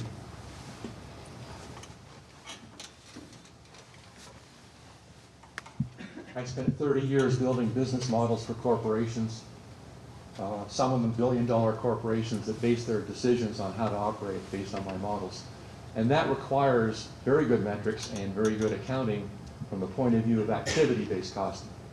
The county has a lot of departments, some of which generate very good metrics. The sheriff puts out something on his webpage and on the Lincoln Herald website. The animal services give us a daily report, which sort of, when I got it, I was drowning in it. But it would be nice to have the county have a single page somewhere that said, dashboard. This is how we're doing. Crime is up, crime is down, animal rescues are up, animal rescues are down. Not just the raw numbers, but show us the trends. Because the trends are what matter. If you're getting worse, you worry about it. If you're getting better, clap somebody in the back, give them a raise. Thank you, Mr. Oates. Personally, I'm going to brag on Lincoln County's metrics. We have outstanding services in this county, and I'm very proud of them. Like was stated earlier, one of the lowest tax rates in 12 counties, outstanding sheriff's department and fire and rescue services. However, I may be very conservative as far as population growth, but I'm not opposed to taking an educated, well-researched look into how we can improve things. Might as well look at things objectively and choose the best course of action. Thank you. Thank you, Joel.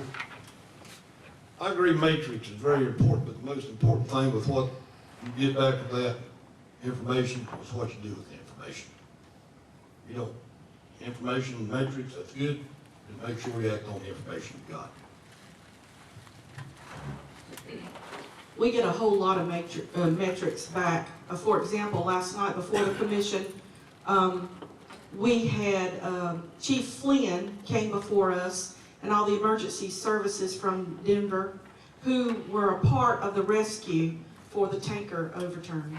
And they gave us, there was a PowerPoint presentation, and he had all the different, and he read off all the different departments and how they all intertwined and what they all did, including the auxiliary for Denver Fire Department, the ladies who kept them fed. And it was perfect, like an orchestra. So I'm telling you, there's a whole lot. I'll give one example. When I came in 2016, I promised you all that I'd work on no-kill for the animal shelter. Remember that? The county commission had said that they'd go towards no-kill many years ago, but nobody ever worked on it. No-kill means that 90% or greater, both cats and dogs, separately, have to live, okay? So that meant that we didn't put them down for space, all right? That has to be a level for 12 months contiguously. Well, that's a big deal. So I got a bunch of information that I paid for myself from Pets Alive in Austin, Texas, which is the best teaching facility for no-kill. And I put together an ad hoc group of some people in Lincoln County that I handpicked who had worked at some facilities throughout the United States. We were the 4th in North Carolina who made no-kill. And we still have to keep it up at the exact same rate, but we're doing it today.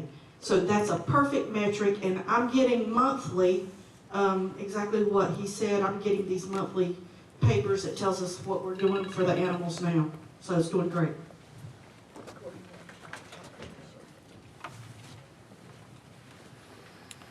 The next question is for Glenn.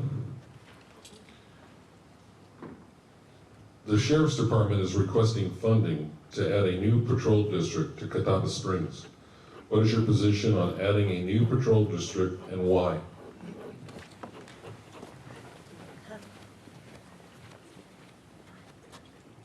I'd like to go back to that question about metrics. There's 20 departments in the, or so in the county, and every one of those heads of those departments perform a metric every day, I hope. I know Bill Beam does. He knows what's going on in his department. That's where the metrics have really come in. As to the question, I think Bill has made a good case to have another Sheriff's Department office in Denver. And it'll be called D, obviously. And I think that he's made a good case for it, and if we have the funding, we ought to do it. I think the Sheriff's Department has kept the crime down in this county. They've done a good job, and they deserve support. Our department also has.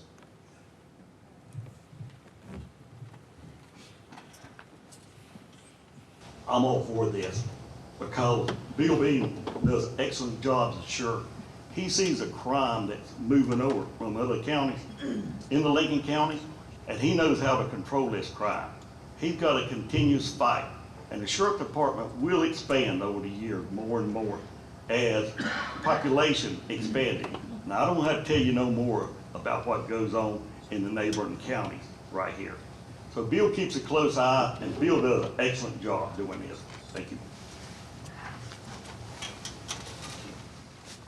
I sat next to Bill on the county commission for 4 years, and I respect his judgment. If he thinks we need more people, we get more people. I would vote for that.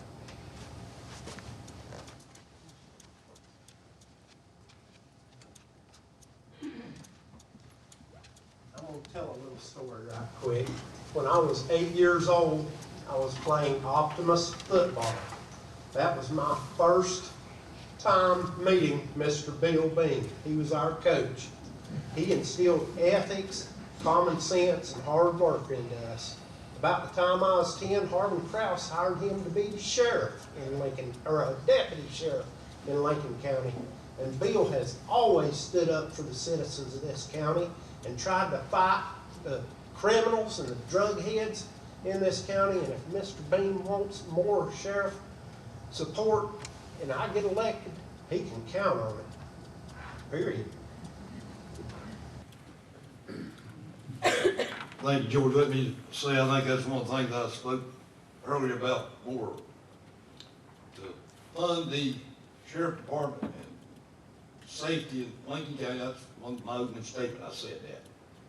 We, as a county, I said before, very fortunate to have what we have in law enforcement, and I'll give Bill and Pat Sheriff doing an excellent job on what's going on. To fund that, yes, we do, because there's more and more people coming here. We have to make sure, and I will make sure, that these citizens of Lincoln County, not only in East Lincoln, but in the areas around Lincoln and West Lincoln, has the most protection that they can have, and make sure we do everything we can to fund to make sure that happens.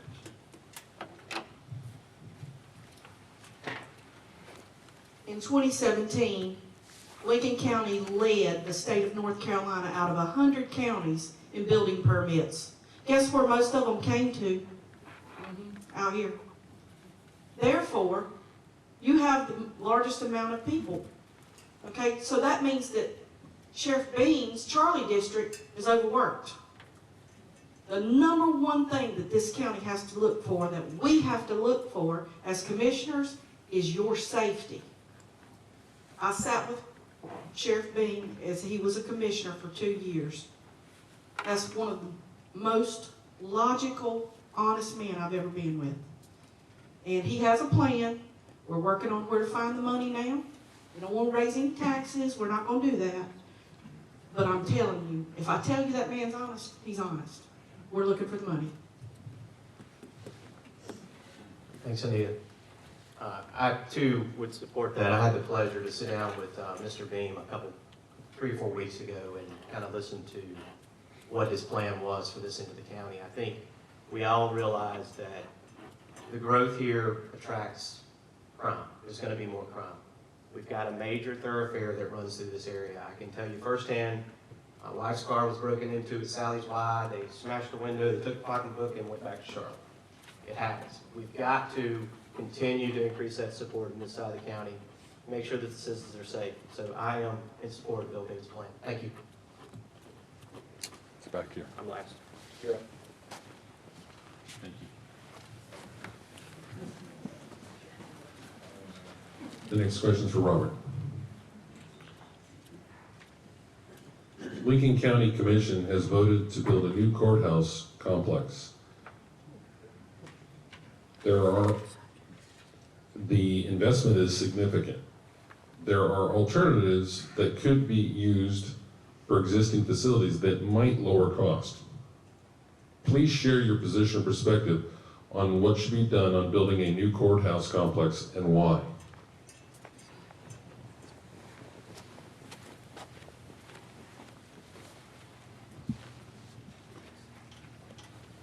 Well, a new courthouse is needed, there's no doubt about that, because of criminal activity here in Lincoln. And that old courthouse, it is awful, nasty, and dirty.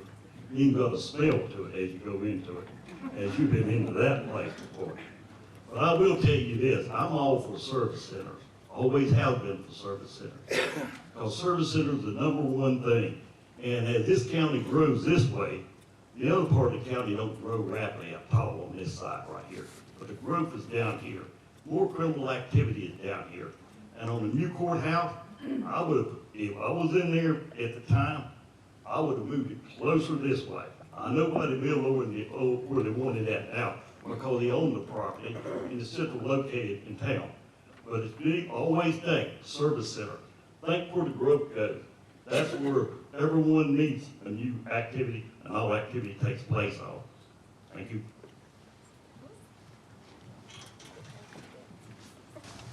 I was on the county commission and we wrestled with this choice for probably 2-3 years. And the choices came down to 3. Renovate the old courthouse, build a new courthouse in one of 2 locations, one of them being downtown, the other being at the old hospital. And the decision really wasn't close. Build a new one downtown, there's no parking. Was the city going to volunteer tearing down some houses to put in parking? Probably not. The old courthouse is a historic building.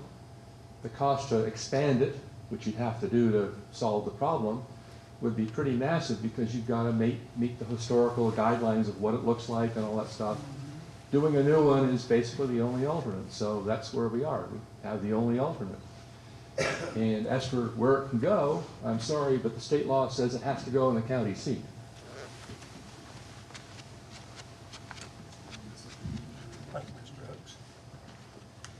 I do love our historical courthouse very much. I haven't seen the numbers on what it would take to renovate the courthouse, and I haven't seen the numbers what it would take to build a new courthouse.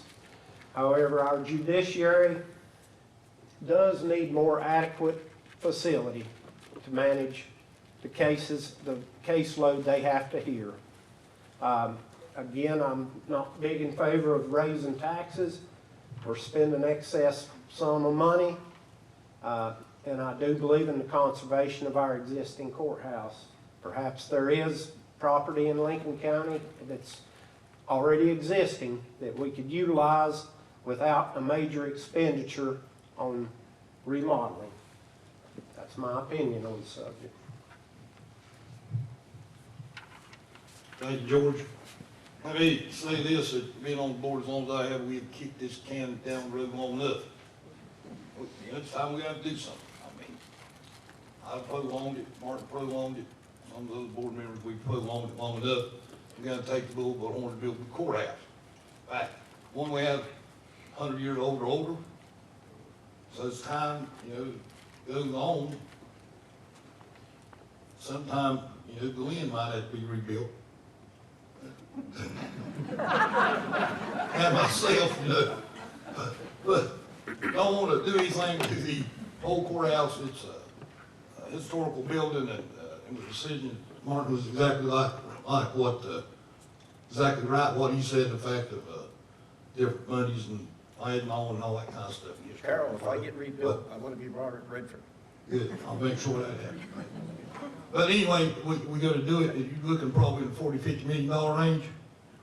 Yes, there's somewhere we looked at some numbers maybe, maybe some of that reserve fund that we have, possibly could be put on that courthouse and save taxpayers money, we ought to have already as much money. Think about that. I'm a numbers girl. When they came before us, the architects that we hired, that showed us the plans of the renovation for the current courthouse that we have downtown Lincoln, they showed us the plans. So again, I'm the one who did plans for 30 years, so I'm filtering through.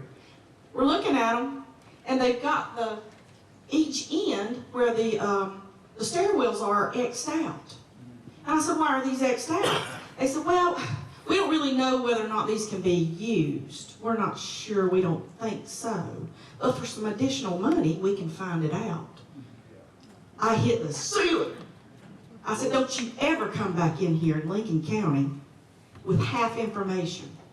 I mean, I hit the ceiling, I'm not kidding.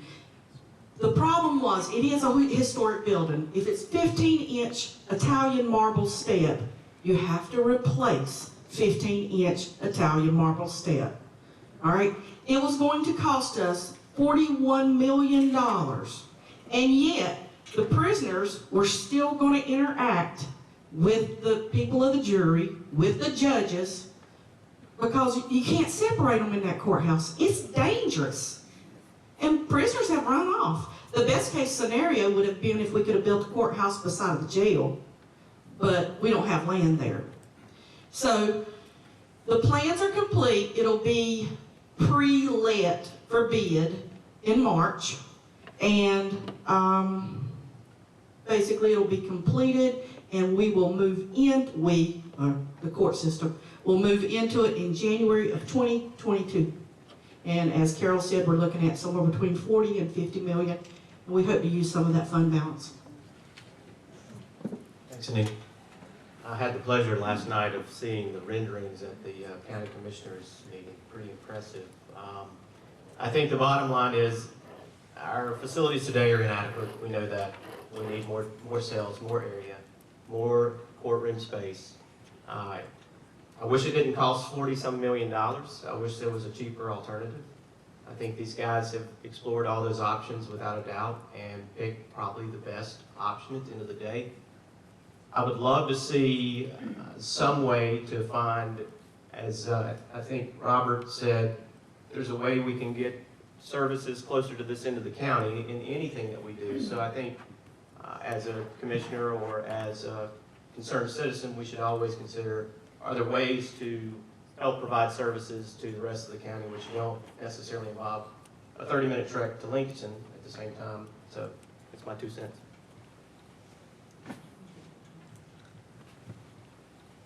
Well, I think it's kind of unanimous that we need a new courthouse. I would caution the fact that we don't need a edifice that belongs in Cancun with vast open spaces and et cetera, et cetera. So let's not turn it into the courthouse down in Charlotte.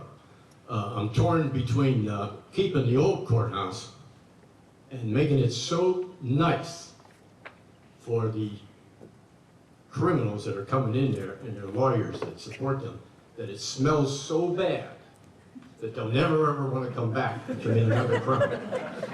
That's what I would say would be the best solution to the problem. But we're going to have to build a new courthouse. We're going to have to pay for it. We have to do it. Next.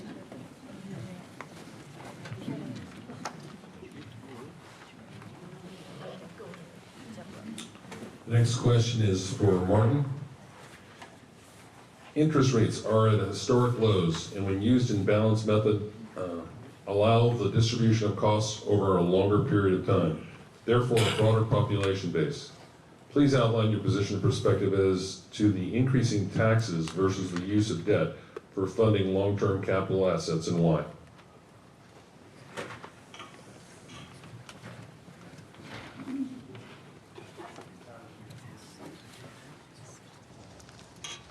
That's always a judgment call. Do you raise taxes now to build up a fund balance so that you pay a little less interest over the years? That helps future taxpayers. On the other hand, in 10 years, there'll be a lot more taxpayers. County tax revenue goes up roughly 2% a year. That means in 10 years, you get another $15, $20 million in tax revenue. Therefore, a mortgage, if you take out a mortgage on your courthouse or your own house, becomes a lot easier to handle 10 years from now. So there's some balance in there. I don't know what the right balance is. I'm not in favor of building up a fund balance for a bunch of years and then paying cash for a courthouse. Not that we could probably do that anyway, that's too much money. But that's really where I am. It's a judgment call and you have to weigh the balance. Lower interest rates, if you can mail them in, lock them in for 30, 40 years, better way to go generally. And you get more flexibility.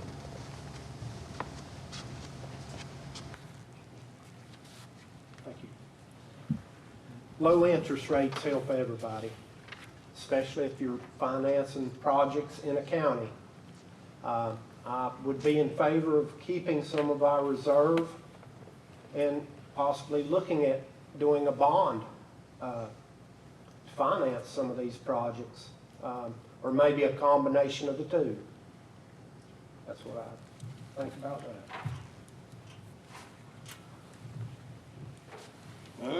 Okay, here we go down the fund balance route again. Here comes Peter Cottontail hopping down the bunny trail. Let me say, fund balance. It's more than just the fund balance. First of all, the commission voted 2 years ago or something, hit me out here to put it 20%. We voted to have a policy of 20% fund balance. The state also mandates that you have 8% of your budget in that fund balance. Now, I don't know about y'all, I sure like to have a little money on my hill in case something comes along and I need it for. Now, I understand what Martin the rest of them talks about saving taxpayers money. Also, when we go to borrow money on those bond ratings, we get a lower tax rate, correct, Nita? So, now, and then if we got something to spend maybe, if you don't know what emergency might come by, you don't know what's going to happen in Lincoln County. We may have to do something to pull some of that money out just to survive the county on. I don't know that. Martin used to bring a crystal ball to commissioner meeting. That true, Martin? Truth. I've not got a crystal ball and I can look in. Maybe he has. I don't know that. But fund balance is very important, I think, to the citizens of Lincoln County, that we don't have to do something that we really don't want to have to do in the future. And there's occasions in that fund balance, when we try to balance the budget, we have to go in that fund balance and finish the budget out for that year too. So, give me a crystal ball. Interest rates are at a historic low. As I said, I'm a numbers girl. I'm the one, when we are in closed session, you can ask any of the commissioners who has the calculator, who's doing a percent, and if we give 1.5 from fund balance and we do from here, and we do a match from here, what if we get a grant from here? Da, da, da, da. That's what I'm doing, and I'm feeding it, and we're talking about it. That's what we do. There are many different ways to skin a cat. You know that. We currently are at a AA bond rating, okay? The state requires that we have 8% fund balance. We have currently 21%, all right? But that fund balance is what gives us that AA rating. I would prefer a AAA rating. That'd give us like an excellent bond rating. I understand that everybody don't want what I want, and that's okay. But, you know, as I said, we have bonds that we can get. We have, agricultural department has some really low rates, and we get some funding from those places. We've had many emergencies that we've had to pull from, you know, our fund balance. And let me tell you something, other counties, Burke County, I was at a meeting in Burke County. They had a couple years that went by that they never raised taxes. The state stepped in and took over and said, you all don't know what you're doing, because it was at 8%. Took over. raised it 25 cents on the 100. Now, you want to talk about 1 penny being a bite? Try 25 cents on 100. So I'm just saying, you know, it can get bad. We try to make it level, though. Thanks, Anita. I think any prudent business person would rather use leverage of money versus cash out of pocket. And I think the county continues to do a good job of that. I will say one thing about fund balance. They did approve a 20% bottom line for the fund balance. I think there's a lot of confusion around what that looks like. There's 10 million, which is assigned, that has to stay there. There's another 26 million, which is unassigned, which is where this 20% sits today. So it's not, we're sitting on a fund balance of $37 million. We're sitting on a fund balance of $26 million, which is about 24% when you think about a $106 million budget. Now, I always tell everybody this, it's an easy way to think about fund balance. If you're a family and you make $100,000 a year, and you know you got $100,000 in debt, or that you got to pay in expenses that year, how much money do you want to bank? $20,000 seems like not enough to me.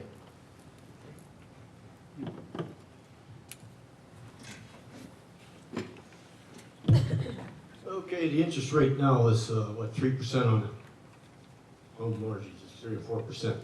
How many of you bought your home under Jimmy Carter at 17% mortgages? So it's better to borrow at 3% than 17. I think we all agree on that. I didn't get to it on my list of things here, but I don't want to belittle accountants, but I think we need to have a balance sheet, a funds flow, a cash flow analysis of the county finances. It's boring, nobody wants to talk about it, but we need to have that sort of thing. But if we're going to go into debt to build something, it's better at 3% than 17.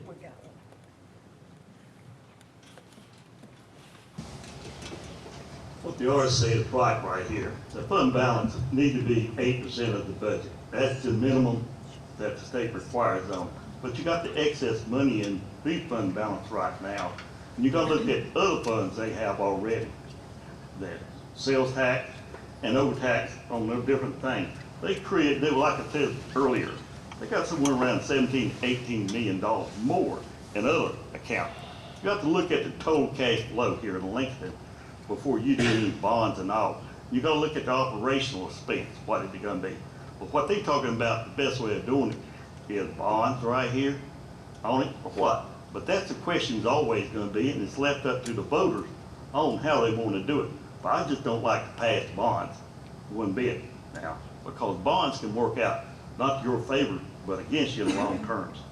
But you need to look at it closely, which way you want to go and finance a project this size. Thank you.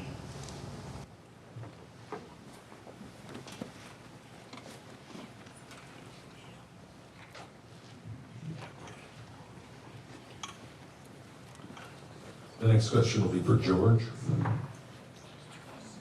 There's a growing traffic concern in East Lincoln, which has been actively shared to the commission for over a decade while developments continue to be approved.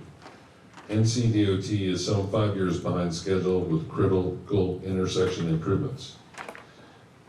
Would you vote to deny new developments until NCDOT catches up?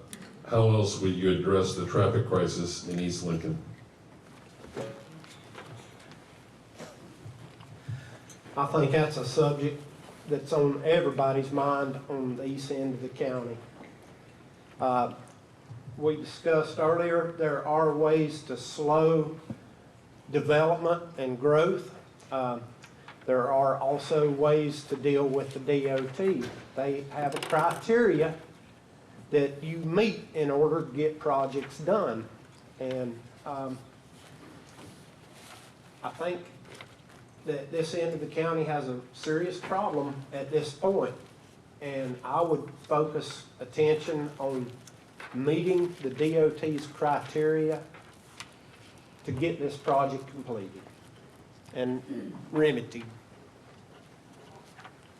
Thank you. Greg, you would repeat that? Yes. There is a growing traffic concern in East Lincoln, which has been actively shared to the commission for over a decade while developments continue to be approved. NCDOT is some 5 years behind schedule with critical intersection improvements. Would you vote to deny new developments until NCDOT catches up? How else would you address the traffic crisis in East Lincoln? I guess what that question is, would you want to put a moratorium on building? Is that correct? That'd be a moratorium on that. I'm not for moratorium, we can't stop that, I think we've got to continue to do that. I don't think we need to do that. The road situation is something that has been a very serious problem, not just lately, but in past years. You know, we had a guy come on a zoning case, and he noticed that moved here in May, so I know y'all got a traffic problem. Well, I don't know if he just dropped in and moved in or what, but you know, he knew that when he come here. But DOT, and we got the mobility study. Anybody know anything about the mobility study? What the county done, spent $190,000, I've got it. List is on here what's been done and what's happening and should be completed in April. $190,000 taxpayer money has been spent on that. And again, stopping the building. We have dealt with this, and all the past commissioners that's sitting in this room, we have dealt with this forever. They accomplished anything? I have not, really. Martin's not, and the rest of them, what have we really accomplished in stopping that? I don't have the answer except what I said about the acre deal and that type of thing. But stopping growth completely, I'll not go for that. But I will continue to help support whatever we can to put pressure on DOT and make sure that we as county commissioners are doing what we can do. Glenn talks about his hands being tied. If he gets elected to be a commissioner, he better get a bigger set of scissors. He's going to get untied for that. Because this way it is, DOT holds the strings, and we contribute to do everything we can possibly as a government body of the citizens of Lincoln County.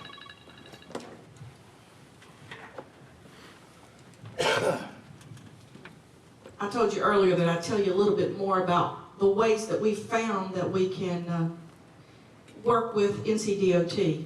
There's a group called GCLMPO, Gaston, Cleveland, Lincoln County, and one commissioner from our 5 Board of Commissioners sits on that, as well as one person from each municipality. So there is someone from Lincolnton, there's someone from each county, each city in each county that I just mentioned, those 3. And when I sat on that board, the very first night that I sat on that board, when I went in, I asked, excuse me, I'm new, pardon me, how is it by which that we submit projects to get them done? They gave me the answer. They said, well, you have to have plans already done. You have to have everything written up. You have to bring it to us and da-da-da-da. And immediately, we didn't know that. Lincoln County had never known that. So we came back. First thing we did was put $160,000 in a pot so that we could do that. And that was 3 years ago. We've been doing that ever since. We've done the mobility study. All the things that we're doing now are things that we can do to help with NCDOT. There are some things that we can't do legally, but we're doing the things we can do legally. And I'm just as frustrated with NCDOT as you are, because I've called them about an intersection that 6 people got killed at and asked for a signalization light. They told me no. They said, well, we've got people who had 20 deaths at it. Well, how'd that make me feel? But the reality is, we're working and doing the very best that we can, and you have the opportunity to come to these meetings. I promote them on social media.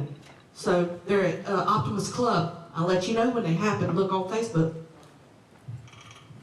Thanks, Anita. I think moratorium is a bad word in anywhere you go. I think it sends a bad signal to businesses. I think it sends a bad signal to the folks who live here. I think it sends a bad signal across North Carolina. So I don't support a moratorium to stop growth. I think what you've heard tonight is to stay vigilant with NCDOT.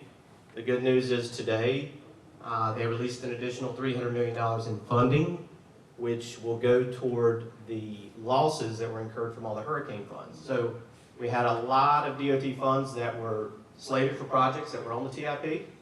Those got washed away to fix roads at Ocracoke and Hatters and everywhere else.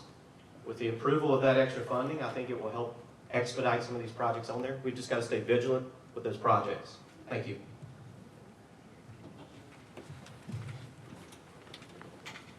Well, I think it's pretty obvious that NCDOT has power. So the only way we can influence them is to get on Jason Sane and Senator Alexander to make our case. We've got to, that's the only outlet we have right now, as far as the highway system, that's obvious. But I think it's going to solve itself. Just imagine it's Wednesday afternoon, lunchtime, and the bigwigs from D.R. Horton and Ryan Holmes are having lunch at Chillmark's, a restaurant there in 73, and they say, well, we're going to go over and file our permits. And they get in their cars and they pull out onto 73 and they spend the rest of their life waiting to get into traffic. That solves the problem. And if the Secretary of Transportation comes over here and gets caught in the traffic, he'll change it also. There's a divided highway on 150 going to Cherryville. There's no traffic out there, but there's a divided highway. How did that happen? Somebody had some power out there and got it. Why doesn't Jason Sane and Senator Alexander get that for us? Ask them.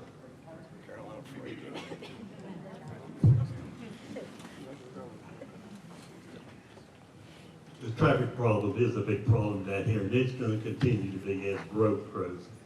But the main thing is what they said, moratorium on any kind of growth. Now, like I told you already, you need to transfer growth from one area to the next area, from the area right here where growth is. But for the PIP concern right here, DOT, I'll tell you for a fact, if you go down to any of their meetings in Raleigh, which I've been there to quite a few of over the years, they allot out a certain monies for a certain amount of districts, or for, in that district, a certain amount of county.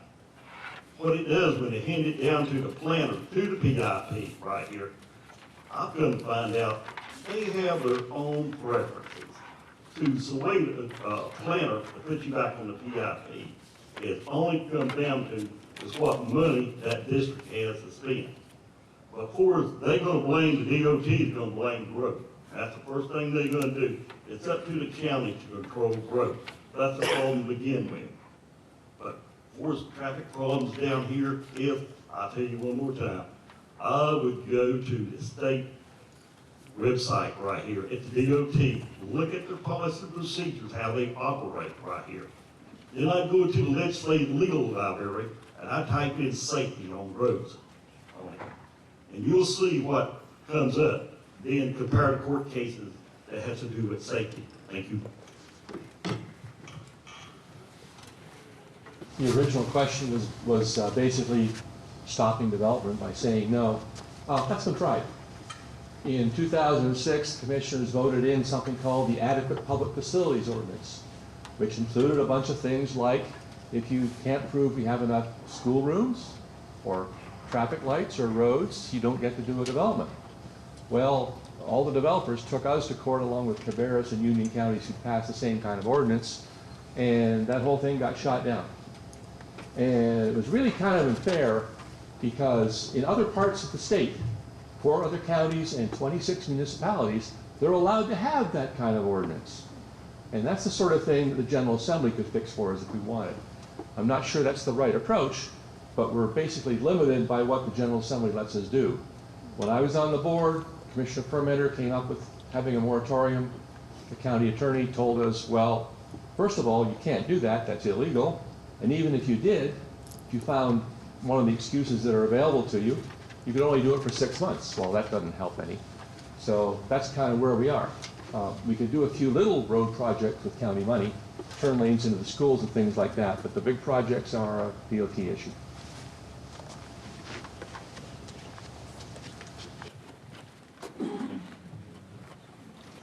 Next question will be for Carol.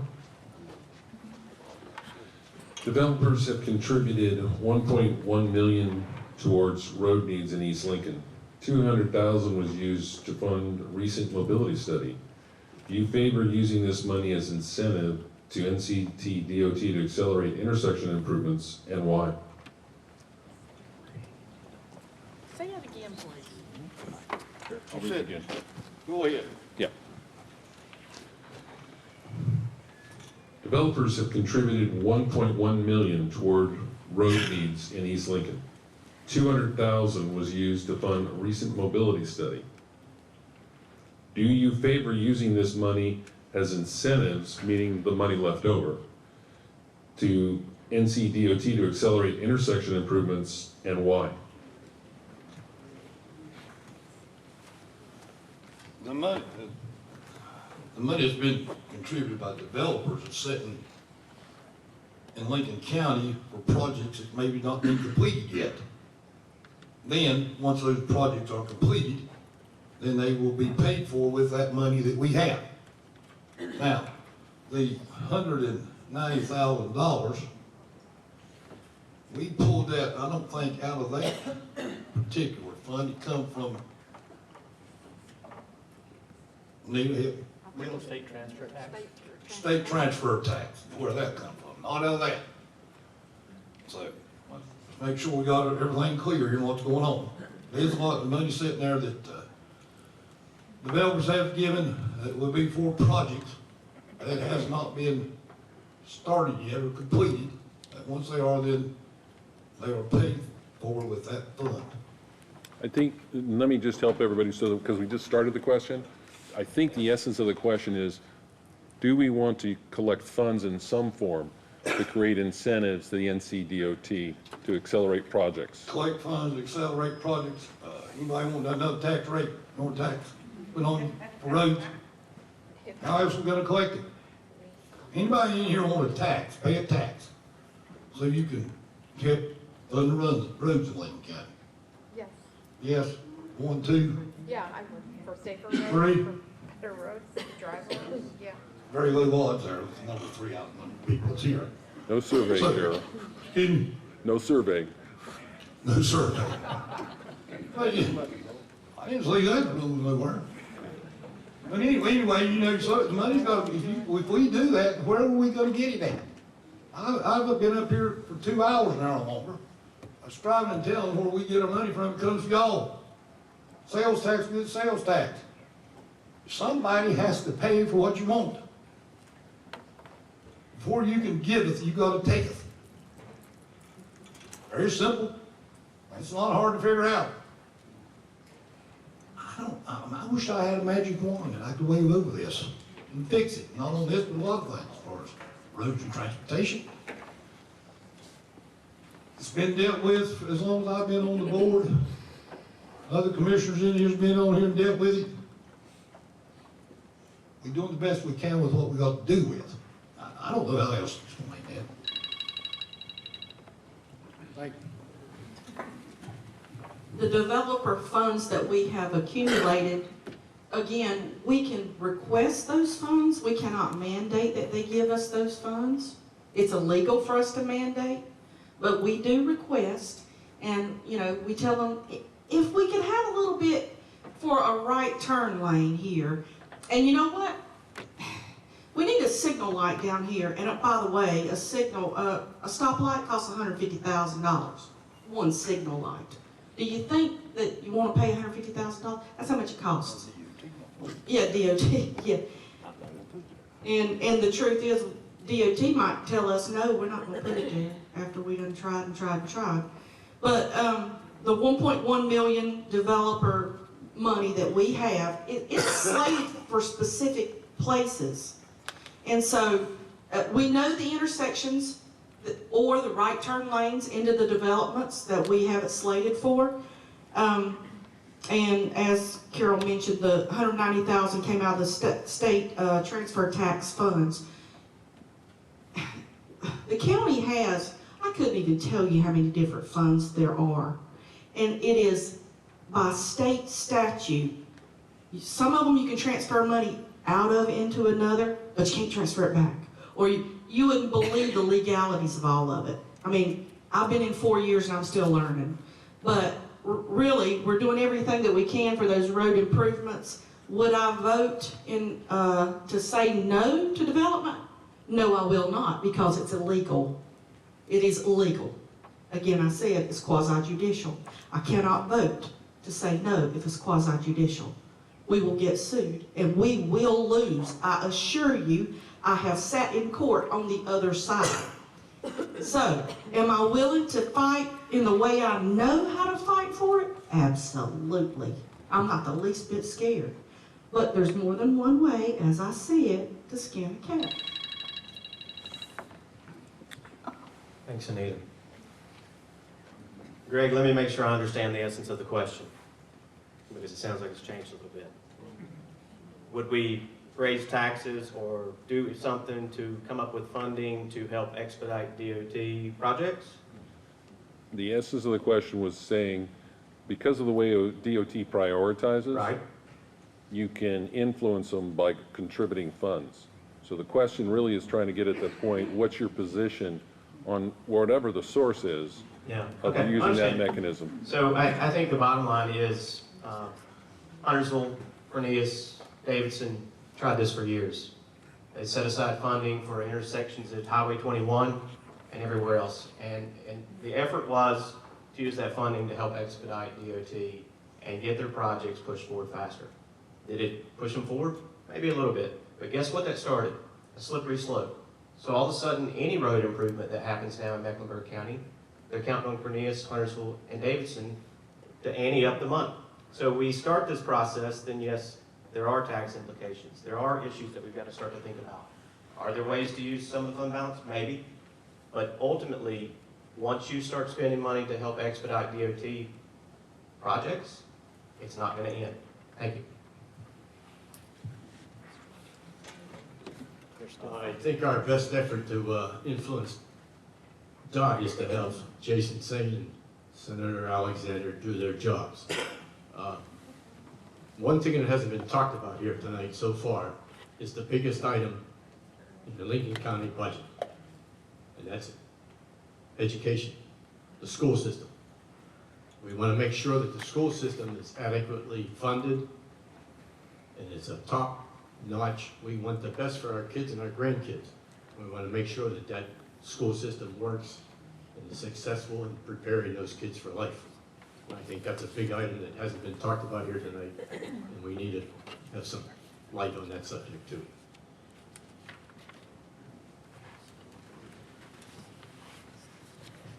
I'd like to get to the point on all the issues anyway. I don't like to talk on it. When you find a solution to it, you need to look into it. But the main thing, what they're doing is collecting funds to try to influence DOT to do improvements. I don't think it'd be hard to get them to do anything like that, because I've seen it done before by other counties, and they very, very seldom, they like to stumble around on it. But I can tell you one other time, they collect and they look at districts, and they fund districts. But the best way I've seen to help to get the DOT to do anything is find out when the next DOT meeting is gonna have in this district right here. And their commissioners will be there. Main thing to do is make sure that all the citizens, if you have to bust them up, be at that meeting and give them a hard time. Because then that will influence the DOT, what you want done. And look at safety. I just ran off the bud right here. I gave them all the websites and safety just last night on. Go back and look at the state website right here and look and see the DOT procedures they operate on. But the main thing I would tell you to do is the next time the board meeting they have with the commissioners in this district right here, called Mecklenburg's in a different district. We are in another district here, the Western District of North Carolina. Get in there and all the people go and complain. That's the best way of starting these projects. Thank you.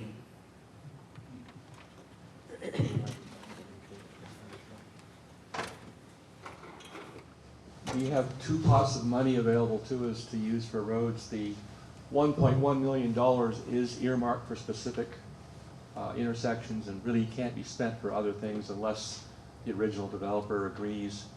None of that money gets used for turn lanes in or out of developments. The developers have to do that themselves anyway. There's another smaller pot of money, which is a portion of the real estate transfer tax, of which 3/4 of that gets generated here in Catawba Springs. There's almost $1 million in that before we spend the $200,000 on the mobility study. So there's probably $800,000 available. So we could do small projects, and what we should probably do is smaller projects like in the mobility study review, there are 3 schools that need improvement with turn lanes. Turn lanes are not big deals. You can do them for $100,000 or $200,000. A better way would be to put more staging inside the school property, but that's all doable with the money that we have on hand. And then you could look at, well, what happens with the next increment in savings account? The savings account has been going up $2.5 million a year. Will probably go up $5 million this next year. Think about allocating a part of the increase to doing road improvements. As for DOT, you get if you contribute 20% of the money, your score goes up about 20% in the priority list. Haven't seen that work really well, so I'm not sure it's worth trying to do. And 20% of a really big project like widening 16 business, which is up around 40 million, we don't have that kind of money anyway.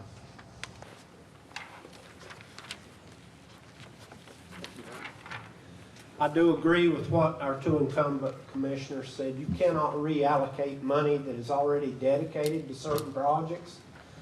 We'll tell you a short little story. In 1994, I began remodeling my grandfather's house on Ada Craig Lane, Northbrook No. 3 School Road. It was on the corner of 2 dirt roads. There was 14 families that lived on the road I live on.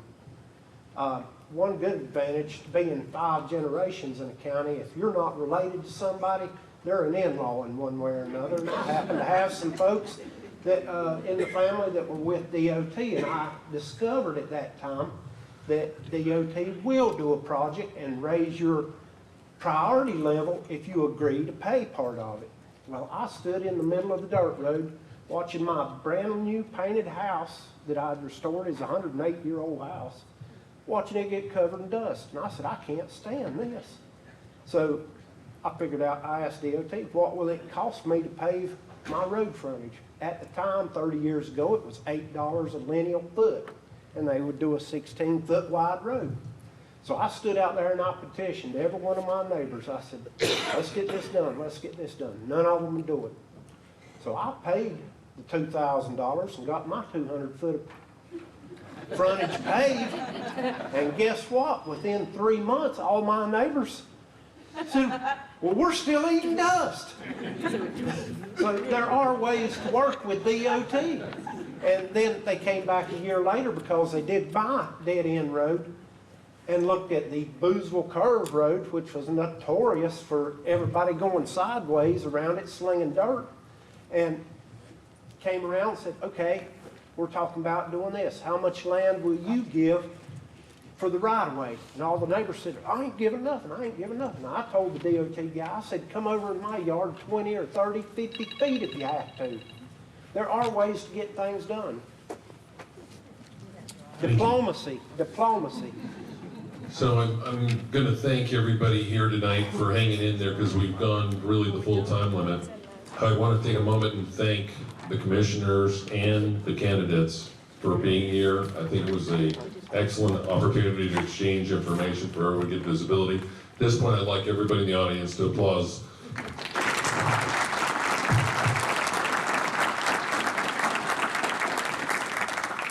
And again, I thank everyone for joining tonight, and we appreciate Elba's enablement of this discussion. Thank you.